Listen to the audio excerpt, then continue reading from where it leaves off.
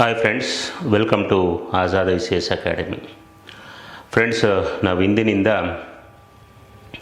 Group C ಎಕ್ಸಾಮ್ಸ್ಗೆ PDO ಮತ್ತು VA ಏನು ವಿಲೇಜ್ ಅಕೌಂಟೆಂಟ್ ಆಫೀಸರ್, ಗ್ರಾಮ ಆಡಳಿತಾಧಿಕಾರಿ, ಗ್ರೂಪ್ ಸಿ ಇತ್ಯಾದಿ ಪರೀಕ್ಷೆಗಳಿಗೆ ಸಂಬಂಧಪಟ್ಟಂತೆ ಪಂಚಾಯತ್ ರಾಜ್ ಸಂಸ್ಥೆಗಳು ಮತ್ತು ಗ್ರಾಮೀಣಾಭಿವೃದ್ಧಿ ಅಂತ ಏನು ನಿಮಗೆ ಟಾಪಿಕ್ ಇದೆ ಅಷ್ಟು ಟಾಪಿಕನ್ನು ತರಗತಿಗಳನ್ನು ಮಾಡ್ತೀವಿ. ನಿಮಗೆ ಈಗ ಪ್ರಸ್ತುತ PDO ನೋಟಿಫಿಕೇಷನ್ಸ್ ಆಗಿದೆ. ಆ PDO ನೋಟಿಫಿಕೇಷನಲ್ಲಿ ನಿಮಗೆ ಗ್ರಾಮೀಣಾಭಿವೃದ್ಧಿ ಮತ್ತು ಪಂಚಾಯತ್ ರಾಜ್ ಸಂಸ್ಥೆಗಳು ಅಂತ ಹೇಳಿ ಒಂದು ಟಾಪಿಕ್ ಇದೆ. ಅಲ್ಲಿ ಕ್ವಶನ್ಸು ಜಾಸ್ತಿ ಬರೋ ಸಾಧ್ಯತೆ ಇರುತ್ತೆ. ಯಾಕೆಂದರೆ ಅಲ್ಲಿ ನಿಮಗೆ ಕರ್ನಾಟಕ ಪಂಚಾಯತ್ ರಾಜ್ ಆ್ಯಕ್ಟ್ ಅಂತ ಇಟ್ಟಿಲ್ಲ. ಆದರೂ ಕೂಡ ಗ್ರಾಮೀಣಾಭಿವೃದ್ಧಿ ಪಂಚಾಯತ್ ರಾಜ್ ಸಂಸ್ಥೆಗಳು, ಅಲ್ಲಿ ಪಂಚಾಯತ್ ರಾಜ್ ಸಂಸ್ಥೆಗಳು ಅಂತಂದರೆ ಜಿಲ್ಲಾ ಪಂಚಾಯತ್, ತಾಲೂಕ್ ಪಂಚಾಯತ್ ಮತ್ತು ಗ್ರಾಮ ಪಂಚಾಯತಿ ಅಂತ ಬರುತ್ತೆ. ಅಲ್ಲಿ ನೀವು ಆ್ಯಕ್ಟ್ ಬುಕ್ಕನ್ನು ಡೈರೆಕ್ಟ್ಲಿ ಇಂಡೈರೆಕ್ಟ್ಲಿ ಅವನು ಕೇಳಿದ್ದಾನೆ. ಅಲ್ಲಿ ನಿಮಗೆ PDOನಲ್ಲಿ ಒಂದು 30 to 35 ಕ್ವಶನ್ಸು ನಿಮಗೆ ಕರ್ನಾಟಕ ಪಂಚಾಯತ್ ರಾಜ್ ಆ್ಯಕ್ಟ್ 1993 ಅಥವಾ ಕರ್ನಾಟಕ ಗ್ರಾಮ ಸ್ವರಾಜ್ ಮತ್ತು ಪಂಚಾಯತ್ ರಾಜ್ ಕಾಯ್ದೆ ಅಂತ ಏನು ಬುಕ್ ಇದೆ ಅಲ್ಲಿಂದ ಬರೋ ಸಾಧ್ಯತೆ ಇದೆ. ಓಕೆ, ಆ ಆ್ಯಕ್ಟ್ ಬುಕ್ಕಿಂದ ನಿಮಗೆ ಬರುತ್ತೆ ಕ್ವಶನ್ಸು. ಹಾಗಾಗಿ ಆ್ಯಕ್ಟ್ ಬುಕ್ಕನ್ನು ನೀವು ಕಡೆಗಣಿಸಂಗಿಲ್ಲ, ಓದ್ಕೊಂಡು ಹೋಗಲೇಬೇಕಾಗುತ್ತೆ.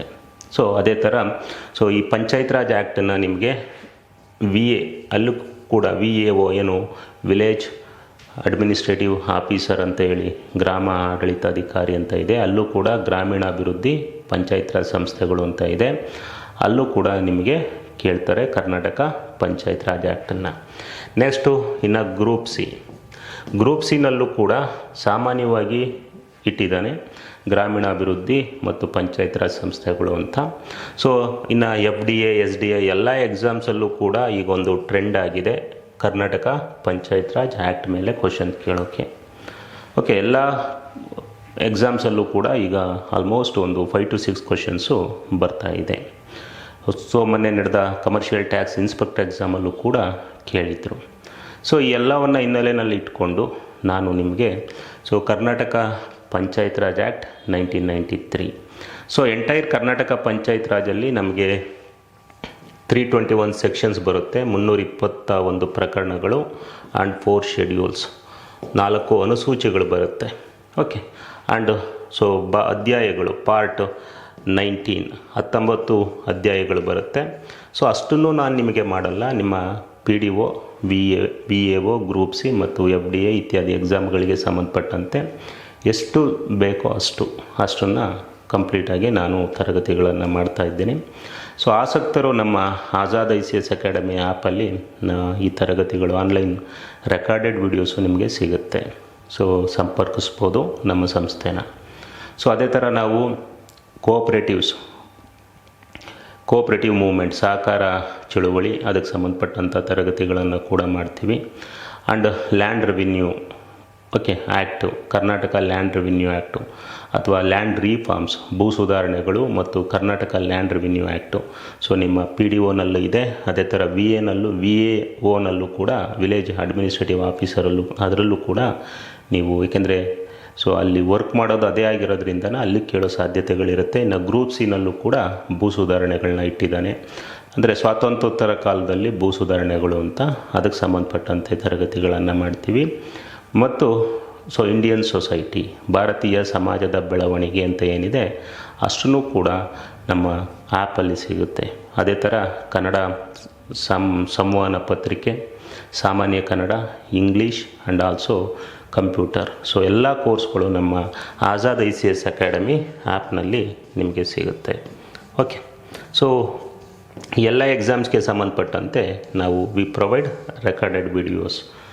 ರೆಕಾರ್ಡೆಡ್ ವಿಡಿಯೋಸನ್ನು ಕೊಡ್ತೀವಿ with high quality videos with content ಸಮೇತ ಹೈ ಕ್ವಾಲಿಟಿ ವಿಡಿಯೋಸನ್ನು ನಾನು ನಿಮಗೆ ಪ್ರೊವೈಡ್ ಮಾಡ್ತೀನಿ. ಈ ವಿಡಿಯೋಗಳ ಅವಧಿ 1 ವರ್ಷ ಇರುತ್ತೆ. ನೀವು ಎಷ್ಟು ಬಾರಿ ಬೇಕಾದರೂ ಅದನ್ನು ರಿವಿಷನ್ಗೆ ಬಳಸ್ಕೋಬೋದು. ಓಕೆ, ಇವತ್ತಿನ ತರಗತಿನಲ್ಲಿ ನಾನು ಗ್ರಾಮೀಣಾಭಿವೃದ್ಧಿ ಸಂಸ್ಥೆಗಳು ಮತ್ತು ಪಂಚಾಯತ್ ರಾಜ್ ಸಂಸ್ಥೆ ಅಥವಾ ಗ್ರಾಮೀಣಾಭಿವೃದ್ಧಿ ಮತ್ತು ಪಂಚಾಯತ್ ರಾಜ್ ಸಂಸ್ಥೆಗಳು ಅಂತ ಏನು ಟಾಪಿಕ್ ಇದೆ ಆ ಟಾಪಿಕ್ಕಿಗೆ ಸಂಬಂಧಪಟ್ಟಂತೆ ತರಗತಿಯನ್ನು ಪ್ರಾರಂಭ ಮಾಡ್ತಾ ಇದ್ದೇನೆ. ಓಕೆ, ಇವತ್ತಿನ ತರಗತಿನಲ್ಲಿ ಫಸ್ಟ್ ನಾನು ಲೋಕಲ್ ಸೆಲ್ಫ್ ಗೌರ್ನಮೆಂಟ್ ಅಂದರೆ ಏನು, ಸ್ಥಳೀಯ ಸರ್ಕಾರ ಅಂದರೆ ಏನು, and what is the importance of local self government, ಸ್ಥಳೀಯ ಸರ್ಕಾರದ ಪ್ರಾಮುಖ್ಯತೆ ಆ್ಯಂಡ್ ಅದರ birth and evolution of local self government or panchayat raj system in India. ಭಾರತದಲ್ಲಿ ಪಂಚಾಯತ್ ರಾಜ್ ವ್ಯವಸ್ಥೆಯ ಉಗಮ ವಿಕಾಸ ಯಾವ ಥರ ಆಯಿತು, ಅದೇ ಥರ ಕರ್ನಾಟಕದಲ್ಲಿ ಬರ್ತ್ and evolution of panchayat raj system ಇನ್ ಕರ್ನಾಟಕದಲ್ಲಿ ಅದರ ಉಗಮ ವಿಕಾಸ ಯಾವ ಥರ ಆಯಿತು ಅನ್ನೋದನ್ನು ಡಿಸ್ಕಸ್ ಮಾಡ್ತೀನಿ.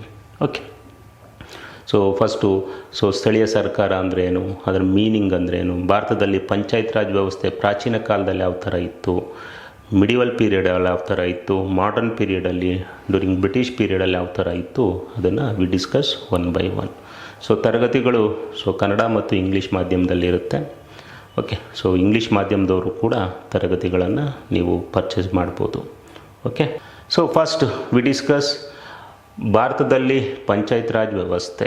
Okay, it means panchayat raj system in India. ಭಾರತದಲ್ಲಿ ಪಂಚಾಯತ್ ರಾಜ್ ವ್ಯವಸ್ಥೆ ಯಾವ ಥರ ಇತ್ತು ಅದನ್ನು ನೋಡ್ತಾ ಹೋಗೋಣ. Okay, in India V have 3 types of government. ಭಾರತದಲ್ಲಿ 3 ಥರ ಸರ್ಕಾರಗಳು ಬರುತ್ತೆ.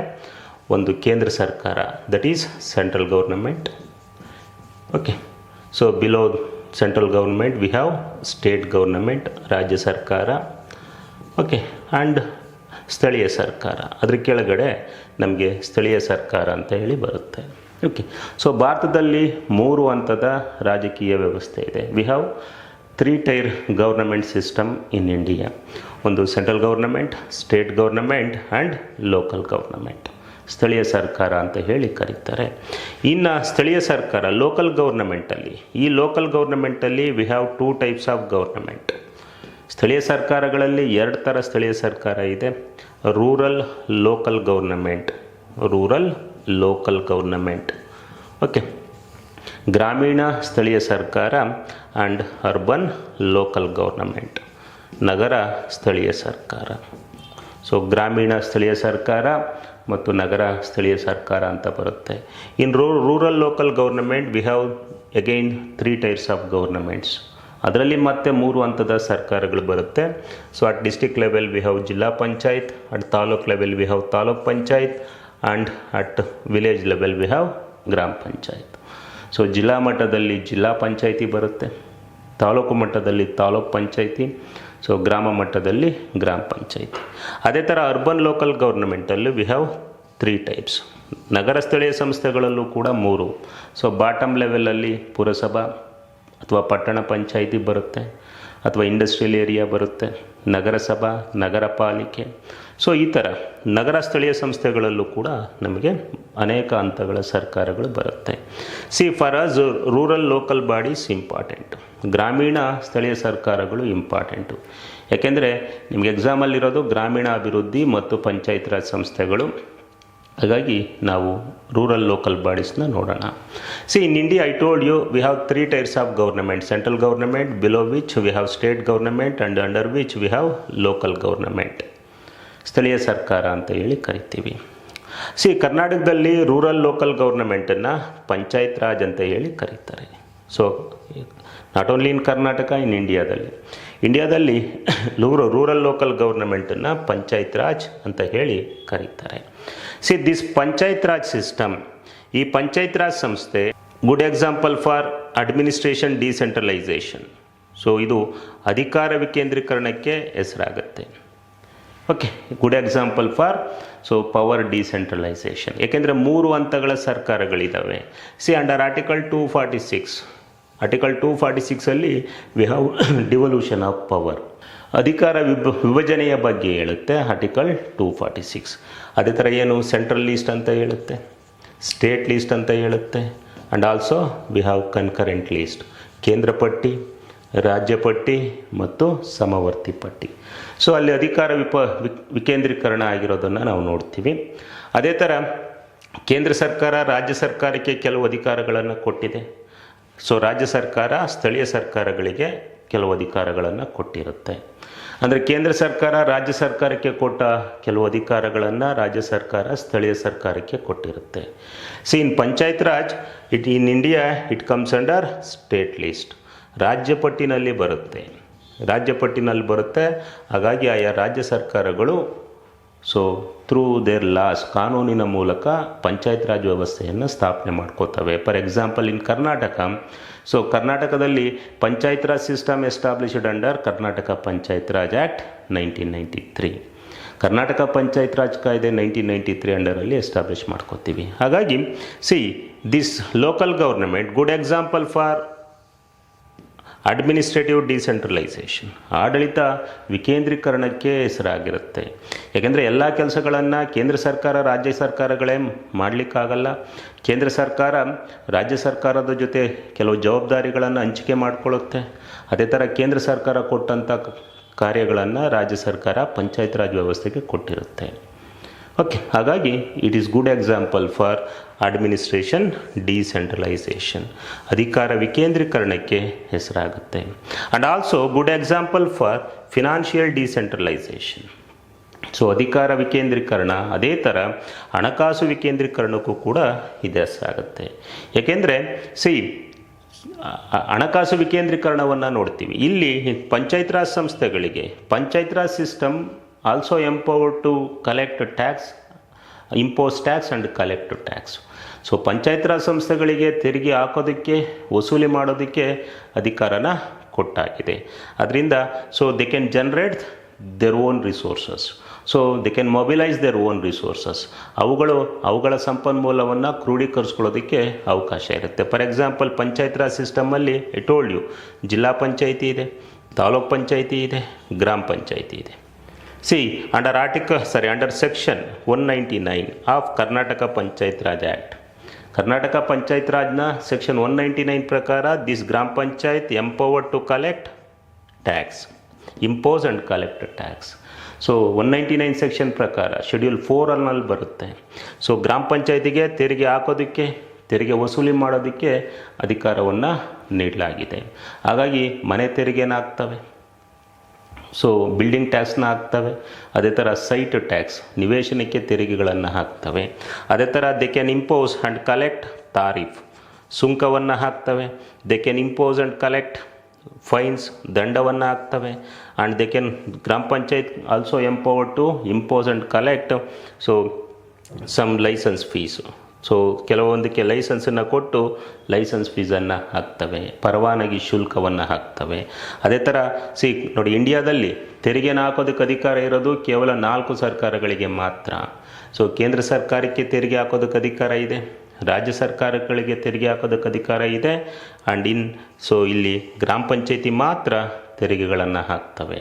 ಓಕೆ, ಇನ್ ಪಂಚಾಯತ್ ರಾಜ್ ಸಿಸ್ಟಮಲ್ಲಿ ಜಿಲ್ಲಾ ಪಂಚಾಯತಿ, ತಾಲೂಕ್ ಪಂಚಾಯತಿಗೆ ತೆರಿಗೆ ಹಾಕಲಿಕ್ಕೆ ಅವಕಾಶ ಕೊಟ್ಟಿಲ್ಲ, ಅಧಿಕಾರವನ್ನು ಕೊಟ್ಟಿಲ್ಲ. They can impose fines and they can collect fees. ಜಿಲ್ಲಾ ಪಂಚಾಯತಿ, ತಾಲೂಕ್ ಪಂಚಾಯತಿ ದಂಡ ಮತ್ತು ಫೀಸನ್ನು ಕಲೆಕ್ಟ್ ಮಾಡ್ತವೆ. ಆದರೆ ತೆರಿಗೆನ ಹಾಕೋದಕ್ಕೆ ಜಿಲ್ಲಾ ಪಂಚಾಯತಿ, ತಾಲೂಕ್ ಪಂಚಾಯತಿಗೆ ಅಧಿಕಾರ ಇಲ್ಲ. ಕೇವಲ ಗ್ರಾಮ ಪಂಚಾಯತಿಗೆ ಮಾತ್ರ ತೆರಿಗೆಗಳನ್ನು ಹಾಕೋದಕ್ಕೆ ಅಧಿಕಾರ ಕೊಟ್ಟಿರುತ್ತೆ. This gram panchayat were empowered to with mobilise their own resources and collect their own resources. ಸನ್ನದೇ ಆದ ಸಂಪನ್ಮೂಲನ ಹೊಂದುವ ಅಥವಾ ತೆರಿಗೆಗಳನ್ನು ಹಾಕುವ, ವಸೂಲಿ ಮಾಡುವ ಅಧಿಕಾರನ ಗ್ರಾಮ ಪಂಚಾಯತಿಗಳಿಗೆ ನೀಡಲಾಗಿದೆ. ಹಾಗಾಗಿ ಹಣಕಾಸು ವಿಕೇಂದ್ರೀಕರಣನ ನೀಡಲಾಗಿದೆ. ನೋಡಿ, ಕೇಂದ್ರ ಸರ್ಕಾರಕ್ಕೆ ತೆರಿಗೆ ಹಾಕೋ ಅಧಿಕಾರ ಇದೆ, ರಾಜ್ಯ ಸರ್ಕಾರಕ್ಕಿದೆ, ಪಂಚಾಯತ್ ರಾಜ್ ಸಂಸ್ಥೆಯಲ್ಲಿ ಗ್ರಾಮ ಪಂಚಾಯತಿಗಳಿಗಿದೆ. ಅದೇ ಥರ ನಗರ ಸ್ಥಳೀಯ ಸಂಸ್ಥೆಗಳಿಗೆ ಪುರಸಭಾ, ನಗರಸಭಾ, ನಗರ ಪಾಲಿಕೆ 3ಕ್ಕೂ ಕೂಡ ತೆರಿಗೆನ ಹಾಕೋದಕ್ಕೆ, ವಸೂಲಿ ಮಾಡೋದಕ್ಕೆ ಅವಕಾಶ ನೀಡಲಾಗಿದೆ. ಹಾಗಾಗಿ ನೋಡಿ, this local government also good example for financial decentralisation, ಹಣಕಾಸು ವಿಕೇಂದ್ರೀಕರಣಕ್ಕೆ ಅವು ಕೂಡ ಹೆಸರಾಗ್ತವೆ. And also good example for resource decentralisation, ಸಂಪನ್ಮೂಲ ವಿಕೇಂದ್ರೀಕರಣಕ್ಕೂ ಕೂಡ ಅವು ಹೆಸರಾಗ್ತವೆ. ಅಂದರೆ they can generate their own resources, ಅವು ಅದರದೇ ಆದ ಸಂಪನ್ಮೂಲನ ಹೊಂದೋದಕ್ಕೆ ಅವಕಾಶ ಇದೆ. ಹಾಗಾಗಿ ಸ್ಥಳೀಯ ಸರ್ಕಾರ, ಭಾರತದಲ್ಲಿ ಸ್ಥಳೀಯ ಸರ್ಕಾರ ಅಂತಂದರೆ 3 ಹಂತಗಳ ಸರ್ಕಾರದಲ್ಲಿ ಕೆಳ ಹಂತದ ಸರ್ಕಾರವನ್ನು ಸ್ಥಳೀಯ ಸರ್ಕಾರ ಅಂತ ಹೇಳಿ ಕರೀತಾರೆ. ಓಕೆ, ಸೊ ಈ ಸ್ಥಳೀಯ ಸರ್ಕಾರ ಅಧಿಕಾರ ವಿಕೇಂದ್ರೀಕರಣಕ್ಕೆ, ಹಣಕಾಸು ವಿಕೇಂದ್ರೀಕರಣ ಮತ್ತು ಸಂಪನ್ಮೂಲ ವಿಕೇಂದ್ರೀಕರಣಕ್ಕೆ ಅದ್ರ ಹೆಸರಾಗುತ್ತೆ. ಅದೇ ಥರ ಸ್ಥಳೀಯ ಸರ್ಕಾರ ಅಂತಂದರೆ ಸ್ಥಳೀಯ ಸಮಸ್ಯೆಗಳನ್ನು ಸ್ಥಳೀಯರಿಂದ ಬಗೆಹರಿಸ್ಕೊಳ್ಳೋದಕ್ಕೆ ಒಂದು ವೇದಿಕೆಯನ್ನು ಕಲ್ಪಿಸುತ್ತೆ ಸ್ಥಳೀಯ ಸರ್ಕಾರ. ಫಾರ್ ಎಕ್ಸಾಂಪಲ್, ನಿಮ್ಮ ಗ್ರಾಮ ಅಥವಾ ವಿಲೇಜನ್ನು ನೀವು ತೆಗೆದುಕೊಂಡ್ರೆ ಈ ಗ್ರಾಮದಲ್ಲಿ ಕೆಲವು ಸಮಸ್ಯೆಗಳಿರ್ತವೆ. ಏನು, ರಸ್ತೆ ಸಮಸ್ಯೆ ಇರುತ್ತೆ, ಬೀದಿ ದೀಪದ ಸಮಸ್ಯೆ ಇರುತ್ತೆ, ಎಲೆಕ್ಟ್ರಿಸಿಟಿ ಸಮಸ್ಯೆ ಇರುತ್ತೆ, ಡ್ರಿಂಕಿಂಗ್ ವಾಟರ್ ಸಮಸ್ಯೆ ಇರುತ್ತೆ.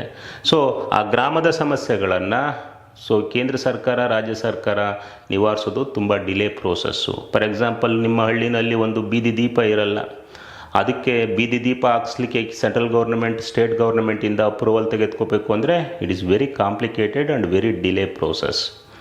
ಹಾಗಾಗಿ ಈ ಸ್ಥಳೀಯ ಸಂಸ್ಥೆಗಳು, ಆ ಸ್ಥಳೀಯ ಸಂಸ್ಥೆಗಳನ್ನು ನಿವಾರಣೆ ಮಾಡಲಿಕ್ಕೆ ಸ್ಥಳೀಯ ಹಂತದಲ್ಲೇ ಒಂದು ಸರ್ಕಾರವನ್ನು ರಚನೆ ಮಾಡಿದ್ರೆ ಆ ಸ್ಥಳೀಯ ಸರ್ಕಾರ ಆ ಸ್ಥಳೀಯ ಸಮಸ್ಯೆಗಳನ್ನು ನಿವಾರಿಸುತ್ತೆ. ಅಲ್ಲಿ ಸ್ಥಳೀಯ ಗ್ರಾಮ ಪಂಚಾಯಿತಿ ಸದಸ್ಯರಿರ್ತಾರೆ, ಅವರು ಚುನಾಯಿತರಾಗಿರ್ತಾರೆ, ಅವರು ಆ ಸ್ಥಳೀಯ ಸಮಸ್ಯೆಗಳನ್ನು ನಿವಾರಣೆ ಮಾಡ್ತಾರೆ. ಹಾಗಾಗಿ ಸ್ಥಳೀಯ ಸರ್ಕಾರ ಅಂದರೆ ಸ್ಥಳೀಯ ಸಮಸ್ಯೆಗಳನ್ನು ಸ್ಥಳೀಯರಿಂದನೇ ಬಗೆಹರಿಸೋದಕ್ಕೆ ಒಂದು ವೇದಿಕೆಯನ್ನು ಕಲ್ಪಿಸುತ್ತೆ. ಅದು ಕೂಡ ಸ್ಥಳೀಯ ಸರ್ಕಾರಕ್ಕೆ ಅರ್ಥ ಅಂತ ಒಂದು ಕೊಡುತ್ತೆ. ಓಕೆ, ಇದು ಸ್ಥಳೀಯ ಸರ್ಕಾರ ಅಂದರೆ ಏನು ಅಂತ ಒಂದು ಮೀನಿಂಗ್ ಆಗುತ್ತೆ. ಓಕೆ, ನೆಕ್ಸ್ಟ್ ಸ್ಥಳೀಯ ಸರ್ಕಾರಗಳ ಅರ್ಥ, ಮೀನಿಂಗ್ ಆಫ್ ಲೋಕಲ್ ಗೌರ್ನಮೆಂಟ್. ಸ್ಥಳೀಯ ಸರ್ಕಾರಗಳ ಅರ್ಥ ಅಂದರೆ ಏನು? ಓಕೆ, ನೋಡ್ತಾ ಹೋಗೋಣ. ಸ್ಥಳೀಯ ಸರ್ಕಾರ ಅಂತ ಅಂದರೆ ಇದೊಂದು ಕೆಳ ಹಂತದ ಸರ್ಕಾರ, lower government. Okay, lowest government. 3 ಹಂತಗಳ ಸರ್ಕಾರದಲ್ಲಿ ಏನು, ಸೆಂಟ್ರಲ್ ಗೌರ್ನಮೆಂಟ್, ಸ್ಟೇಟ್ ಗೌರ್ನಮೆಂಟ್ ಮತ್ತು ಲೋಕಲ್ ಗೌರ್ನಮೆಂಟ್, 3 ಹಂತಗಳ ಸರ್ಕಾರದಲ್ಲಿ ಕೆಳ ಹಂತದ ಸರ್ಕಾರವನ್ನು ಸ್ಥಳೀಯ ಸರ್ಕಾರ ಅಂತ ಕರೀತಾರೆ. ನೆಕ್ಸ್ಟು, ಸ್ಥಳೀಯ ಸಮಸ್ಯೆಗಳನ್ನು ಸ್ಥಳೀಯರಿಂದನೇ ಬಗೆಹರಿಸೋದಕ್ಕೆ ಒಂದು ವೇದಿಕೆಯನ್ನು ಕಲ್ಪಿಸುತ್ತೆ. ಅಂದರೆ ಸ್ಥಳೀಯ ಸಮಸ್ಯೆಗಳ ನಿವಾರಣೆಗೋಸ್ಕರ ಸ್ಥಳೀಯರೇ ರೂಪಿಸ್ಕೊಂಡಂಥ ಕಾನೂನುಬದ್ಧ ಒಂದು ಸರ್ಕಾರ. ಕಾನೂನುಬದ್ಧ ಸರ್ಕಾರ ಅಂದರೆ ಎಸ್ಟಾಬ್ಲಿಷ್ಡ್ ಅಂಡರ್ ಆರ್ಟಿಕಲ್ 243. 243 ಅಡಿ, ಸಂವಿಧಾನದ 243 ಅಡಿ ಸ್ಥಾಪನೆ ಮಾಡಿರೋದ್ರಿಂದ ಅದು ಕಾನೂನುಬದ್ಧವಾಗಿ ಸ್ಥಾಪನೆ ಮಾಡಿರ್ತಾರೆ. ಅಂದರೆ ಸ್ಥಳೀಯ ಸಮಸ್ಯೆಗಳನ್ನು ನಿವಾರಿಸೋದಕ್ಕೆ ಸ್ಥಳೀಯರಿಂದ, ಸ್ಥಳೀಯರಿಗಾಗಿ, ಸ್ಥಳೀಯರಿಗೋಸ್ಕರ ಜವಾಬ್ದಾರಿಯಾಗಿರುವ ಸರ್ಕಾರವನ್ನು ಸ್ಥಳೀಯ ಸರ್ಕಾರ. It is a government for the local, by the local, okay, and of the local. Okay, ಸ್ಥಳೀಯರಿಂದ, ಸ್ಥಳೀಯರಿಗಾಗಿ, ಸ್ಥಳೀಯರಿಗೋಸ್ಕರ ಇರುವ ಸರ್ಕಾರವನ್ನು ಸ್ಥಳೀಯ ಸರ್ಕಾರ ಅಂತ ಸಿಂಪಲ್ಲಾಗಿ ಹೇಳ್ಬೋದು. ಸ್ಥಳೀಯ ಸಮಸ್ಯೆಗಳನ್ನು ನಿವಾರಿಸೋದಕ್ಕೆ ಆ ಸ್ಥಳೀಯರೇ ನೇಮಕ ಮಾಡಿಕೊಂಡ ಸರ್ಕಾರವನ್ನು ಸ್ಥಳೀಯ ಸರ್ಕಾರ ಅಂತ ಕೂಡ ಕರಿಬೋದು. ಆ ಸ್ಥಳೀಯ ಪ್ರತಿನಿಧಿಗಳು ಸ್ಥಳೀಯ ಜನರಿಂದ ಚುನಾಯಿತ ಸರ್ಕಾರ. ನೋಡಿ, ಇದು ಸ್ಥಳೀಯ ಸರ್ಕಾರ ಅಂದ್ರೇನು, ಅದು ಸ್ಥಳೀಯ ಜನರಿಂದ ಚುನಾಯಿತರಾಗ್ತಿರ್ತಾರೆ. ಆ ಗ್ರಾಮ ಪಂಚಾಯಿತಿ ಮೆಂಬರ್ಸ್ ಯಾರಿಂದ ಚುನಾಯಿತರಾಗ್ತಿರ್ತಾರೆ? ಆ ವಾರ್ಡ್ನ ಮತದಾರರಿಂದ ಚುನಾಯಿತರಾಗ್ತಿರ್ತಾರೆ. ಹಾಗಾಗಿ ಸ್ಥಳೀಯರಿಂದ ಚುನಾಯಿತರಾದ ಸರ್ಕಾರ ಮತ್ತು ಯಾರಿಗೆ ಜವಾಬ್ದಾರಿಯಾಗಿರುತ್ತೆ? ಸ್ಥಳೀಯರಿಗೋಸ್ಕರ ಸ್ಥಳೀಯರಿಗೆ ಜವಾಬ್ದಾರಿಯಾಗಿರುತ್ತೆ. ಅಂಥ ಸರ್ಕಾರವನ್ನು ಸ್ಥಳೀಯ ಸರ್ಕಾರ ಅಂತ ಹೇಳಿ ಕರೀತಾರೆ. ಯಾಕೆಂದರೆ ನಿಮ್ಮ ಗ್ರಾಮ ಪಂಚಾಯಿತಿ ಮೆಂಬರ್ ಯಾವುದಾದ್ರೂ ಒಂದು ವರ್ಕನ್ನು ಮಾಡಲಿಲ್ಲ ಅಂದರೆ ಅವನು ಆನ್ಸರಬಲ್ ಆಗಿರ್ತಾನೆ. ಯಾರಿಗೆ? ಸ್ಥಳೀಯರಿಗೆ. ಕೇಳ್ತಾರೆ ಅವರು ಏನಕ್ಕೆ ಮಾಡಿಲ್ಲ ಅಂತ ಹೇಳಿ. ಹಾಗಾಗಿ ಸ್ಥಳೀಯರಿಂದ, ಸ್ಥಳೀಯರಿಗಾಗಿ, ಸ್ಥಳೀಯರಿಗೆ ಜವಾಬ್ದಾರಿಯಾಗಿರುವ ಸರ್ಕಾರವನ್ನು ಸ್ಥಳೀಯ ಸರ್ಕಾರ ಅಂತ ಕರೀತಾರೆ. ಭಾರತದಲ್ಲಿ ಆ ಗ್ರಾಮೀಣ ಸ್ಥಳೀಯ ಸರ್ಕಾರವನ್ನು ಪಂಚಾಯತ್ ರಾಜ್ ಸಂಸ್ಥೆ ಅಂತ ಹೇಳಿ ಕರೀತಾರೆ. ಇಲ್ಲಿ ಸ್ಥಳೀಯ ನಾಯಕತ್ವ ಇರುತ್ತೆ. ಅಲ್ಲಿ ಏನು ನಿಮ್ಮ ಗ್ರಾಮ ಪಂಚಾಯತಿ ಮೆಂಬರ್ ಇರ್ತಾನೆ, ಅವನು ಆ ವಾರ್ಡ್ನ ನಾಯಕನಾಗಿರ್ತಾನೆ. ಓಕೆ, ಲೋಕಲ್ ಲೀಡರ್ಶಿಪ್ ಇರುತ್ತೆ, ಸ್ಥಳೀಯ ನಾಯಕತ್ವ ಇರುತ್ತೆ ಅಥವಾ ಸ್ಥಳೀಯ ಜವಾಬ್ದಾರಿ ಇರುತ್ತೆ, ಲೋಕಲ್ ರೆಸ್ಪಾನ್ಸಿಬಿಲಿಟಿ. ಅವನು ಸ್ಥಳೀಯರಿಗೋಸ್ಕರ ಜವಾಬ್ದಾರಿಯಾಗಿರ್ತಾನೆ, ಸ್ಥಳೀಯರಿಗೆ ಅದರಿಂದ ಸ್ಥಳೀಯ ಜವಾಬ್ದಾರಿ ಇರುತ್ತೆ. ಇಂಥ ಸರ್ಕಾರವನ್ನು ಸ್ಥಳೀಯ ಸರ್ಕಾರ ಅಂತ ಹೇಳಿ ಹೇಳ್ತಾರೆ. ಅಂದರೆ ಡಾಕ್ಟರ್ ರಾಧಾಕೃಷ್ಣನ್ ಹೇಳ್ತಾರೆ. ಡಾಕ್ಟರ್ ರಾಧಾಕೃಷ್ಣನ್ ಏನು ಹೇಳ್ತಾರೆ ಅಂತಂದರೆ, ಸ್ಥಳೀಯ ಸರ್ಕಾರದ ಡೆಫಿನೇಷನನ್ನು ಒಂದು ನಿರ್ದಿಷ್ಟ ಪ್ರದೇಶ ಅಂದರೆ ಒಂದು ಗ್ರಾಮ, ಒಂದು ವಿಲೇಜ್ ಅಂತ ನೀವು ತೆಗೆದುಕೊಂಡ್ರೆ, ಒಂದು ನಿರ್ದಿಷ್ಟ ಪ್ರದೇಶದ ಆಡಳಿತವನ್ನು ನಡೆಸ್ಕೊಂಡು ಹೋಗೋದಕ್ಕೆ ಸ್ಥಳೀಯರಿಂದ ಚುನಾಯಿತರಾಗಿ ಸ್ಥಳೀಯರಿಗೋಸ್ಕರ ಇರುವ ಸರ್ಕಾರವನ್ನು, ಸ್ಥಳೀಯ ಕಲ್ಯಾಣಕ್ಕಾಗಿ ಇರುವ ಸರ್ಕಾರವನ್ನು ಸ್ಥಳೀಯ ಸರ್ಕಾರ ಅಂತ ಹೇಳಿ ಕರೀತಾರೆ. ಅಂದರೆ ಒಂದು ನಿರ್ದಿಷ್ಟ ಪ್ರದೇಶದ ಆಡಳಿತವನ್ನು ನಡೆಸ್ಕೊಂಡು ಹೋಗೋದಕ್ಕೆ ಮತ್ತು ಸ್ಥಳೀಯ ಜನರ ಅಭಿವೃದ್ಧಿಗಾಗಿ, ಸ್ಥಳೀಯರಿಗಾಗಿ ಸ್ಥಳೀಯರಿಗೋಸ್ಕರ ಇರುವ ಸರ್ಕಾರನ ಸ್ಥಳೀಯ ಸರ್ಕಾರ ಅಂತ ಹೇಳಿ ಕರೀತಾರೆ. ಸೊ ಅಲ್ಲಿ ಸ್ಥಳೀಯ ನಾಯಕತ್ವ ಏನಿರುತ್ತೆ, ಅಲ್ಲಿ ಎಲೆಕ್ಟ್ ಆಗಿರ್ತಾರೆ, ಅಲ್ಲಿ ನಾವು ಫಾರ್ಮರ್ ಲೀಡರ್ಶಿಪ್ಪನ್ನು ನೋಡ್ತೀವಿ, ಔಪಚಾರಿಕ ನಾಯಕತ್ವವನ್ನು ನೋಡ್ತೀವಿ. ಯಾಕೆಂದರೆ 5 ವರ್ಷಕ್ಕೊಮ್ಮೆ ಸ್ಥಳೀಯ ನಾಯಕರು ಆಯ್ಕೆ ಆಗ್ತಾರೆ ಅದರಿಂದ. ಓಕೆ, ಸೊ ಇಲ್ಲಿ ಸ್ಥಳೀಯ ಸರ್ಕಾರ ಭಾರತದಲ್ಲಿ ಸ್ಟೇಟ್ ಲಿಸ್ಟಲ್ಲಿ ಬರ್ತವೆ, ರಾಜ್ಯ ಪಟ್ಟಿನಲ್ಲಿ ಬರ್ತವೆ ನಮಗೆ. ಹಾಗಾಗಿ ರಾಜ್ಯ ಸರ್ಕಾರಗಳು ಕಾನೂನಿನ ಮೂಲಕ, ಕಾನೂನು ಅಂತಂದರೆ ಸೊ ಈಗ ಕರ್ನಾಟಕದಲ್ಲಿ ಕರ್ನಾಟಕ ಪಂಚಾಯತ್ ರಾಜ್ ಆ್ಯಕ್ಟ್ 1993, ಕರ್ನಾಟಕ ಪಂಚಾಯತ್ ರಾಜ್ ಕಾಯ್ದೆ ಮೂಲಕ ಸ್ಥಾಪನೆ ಮಾಡಿದ್ದಾರೆ. ಹಾಗಾಗಿ ಕಾನೂನಿನ ಮೂಲಕ ಸ್ಥಳೀಯ ಸರ್ಕಾರಗಳನ್ನು ಆಯಾ ರಾಜ್ಯ ಸರ್ಕಾರಗಳು ಸ್ಥಾಪನೆ ಮಾಡಿಕೊಂಡಿರ್ತವೆ. ಸೊ ಇದನ್ನು ಸ್ಥಳೀಯ ಸರ್ಕಾರ ಅಂತ ಹೇಳಿ ಕರೀತಾರೆ. Okay, importance of panchayat raj system in India. ಏನಕ್ಕೆ ಬೇಕು ಪಂಚಾಯತ್ ರಾಜ್ ವ್ಯವಸ್ಥೆ ಭಾರತದಲ್ಲಿ?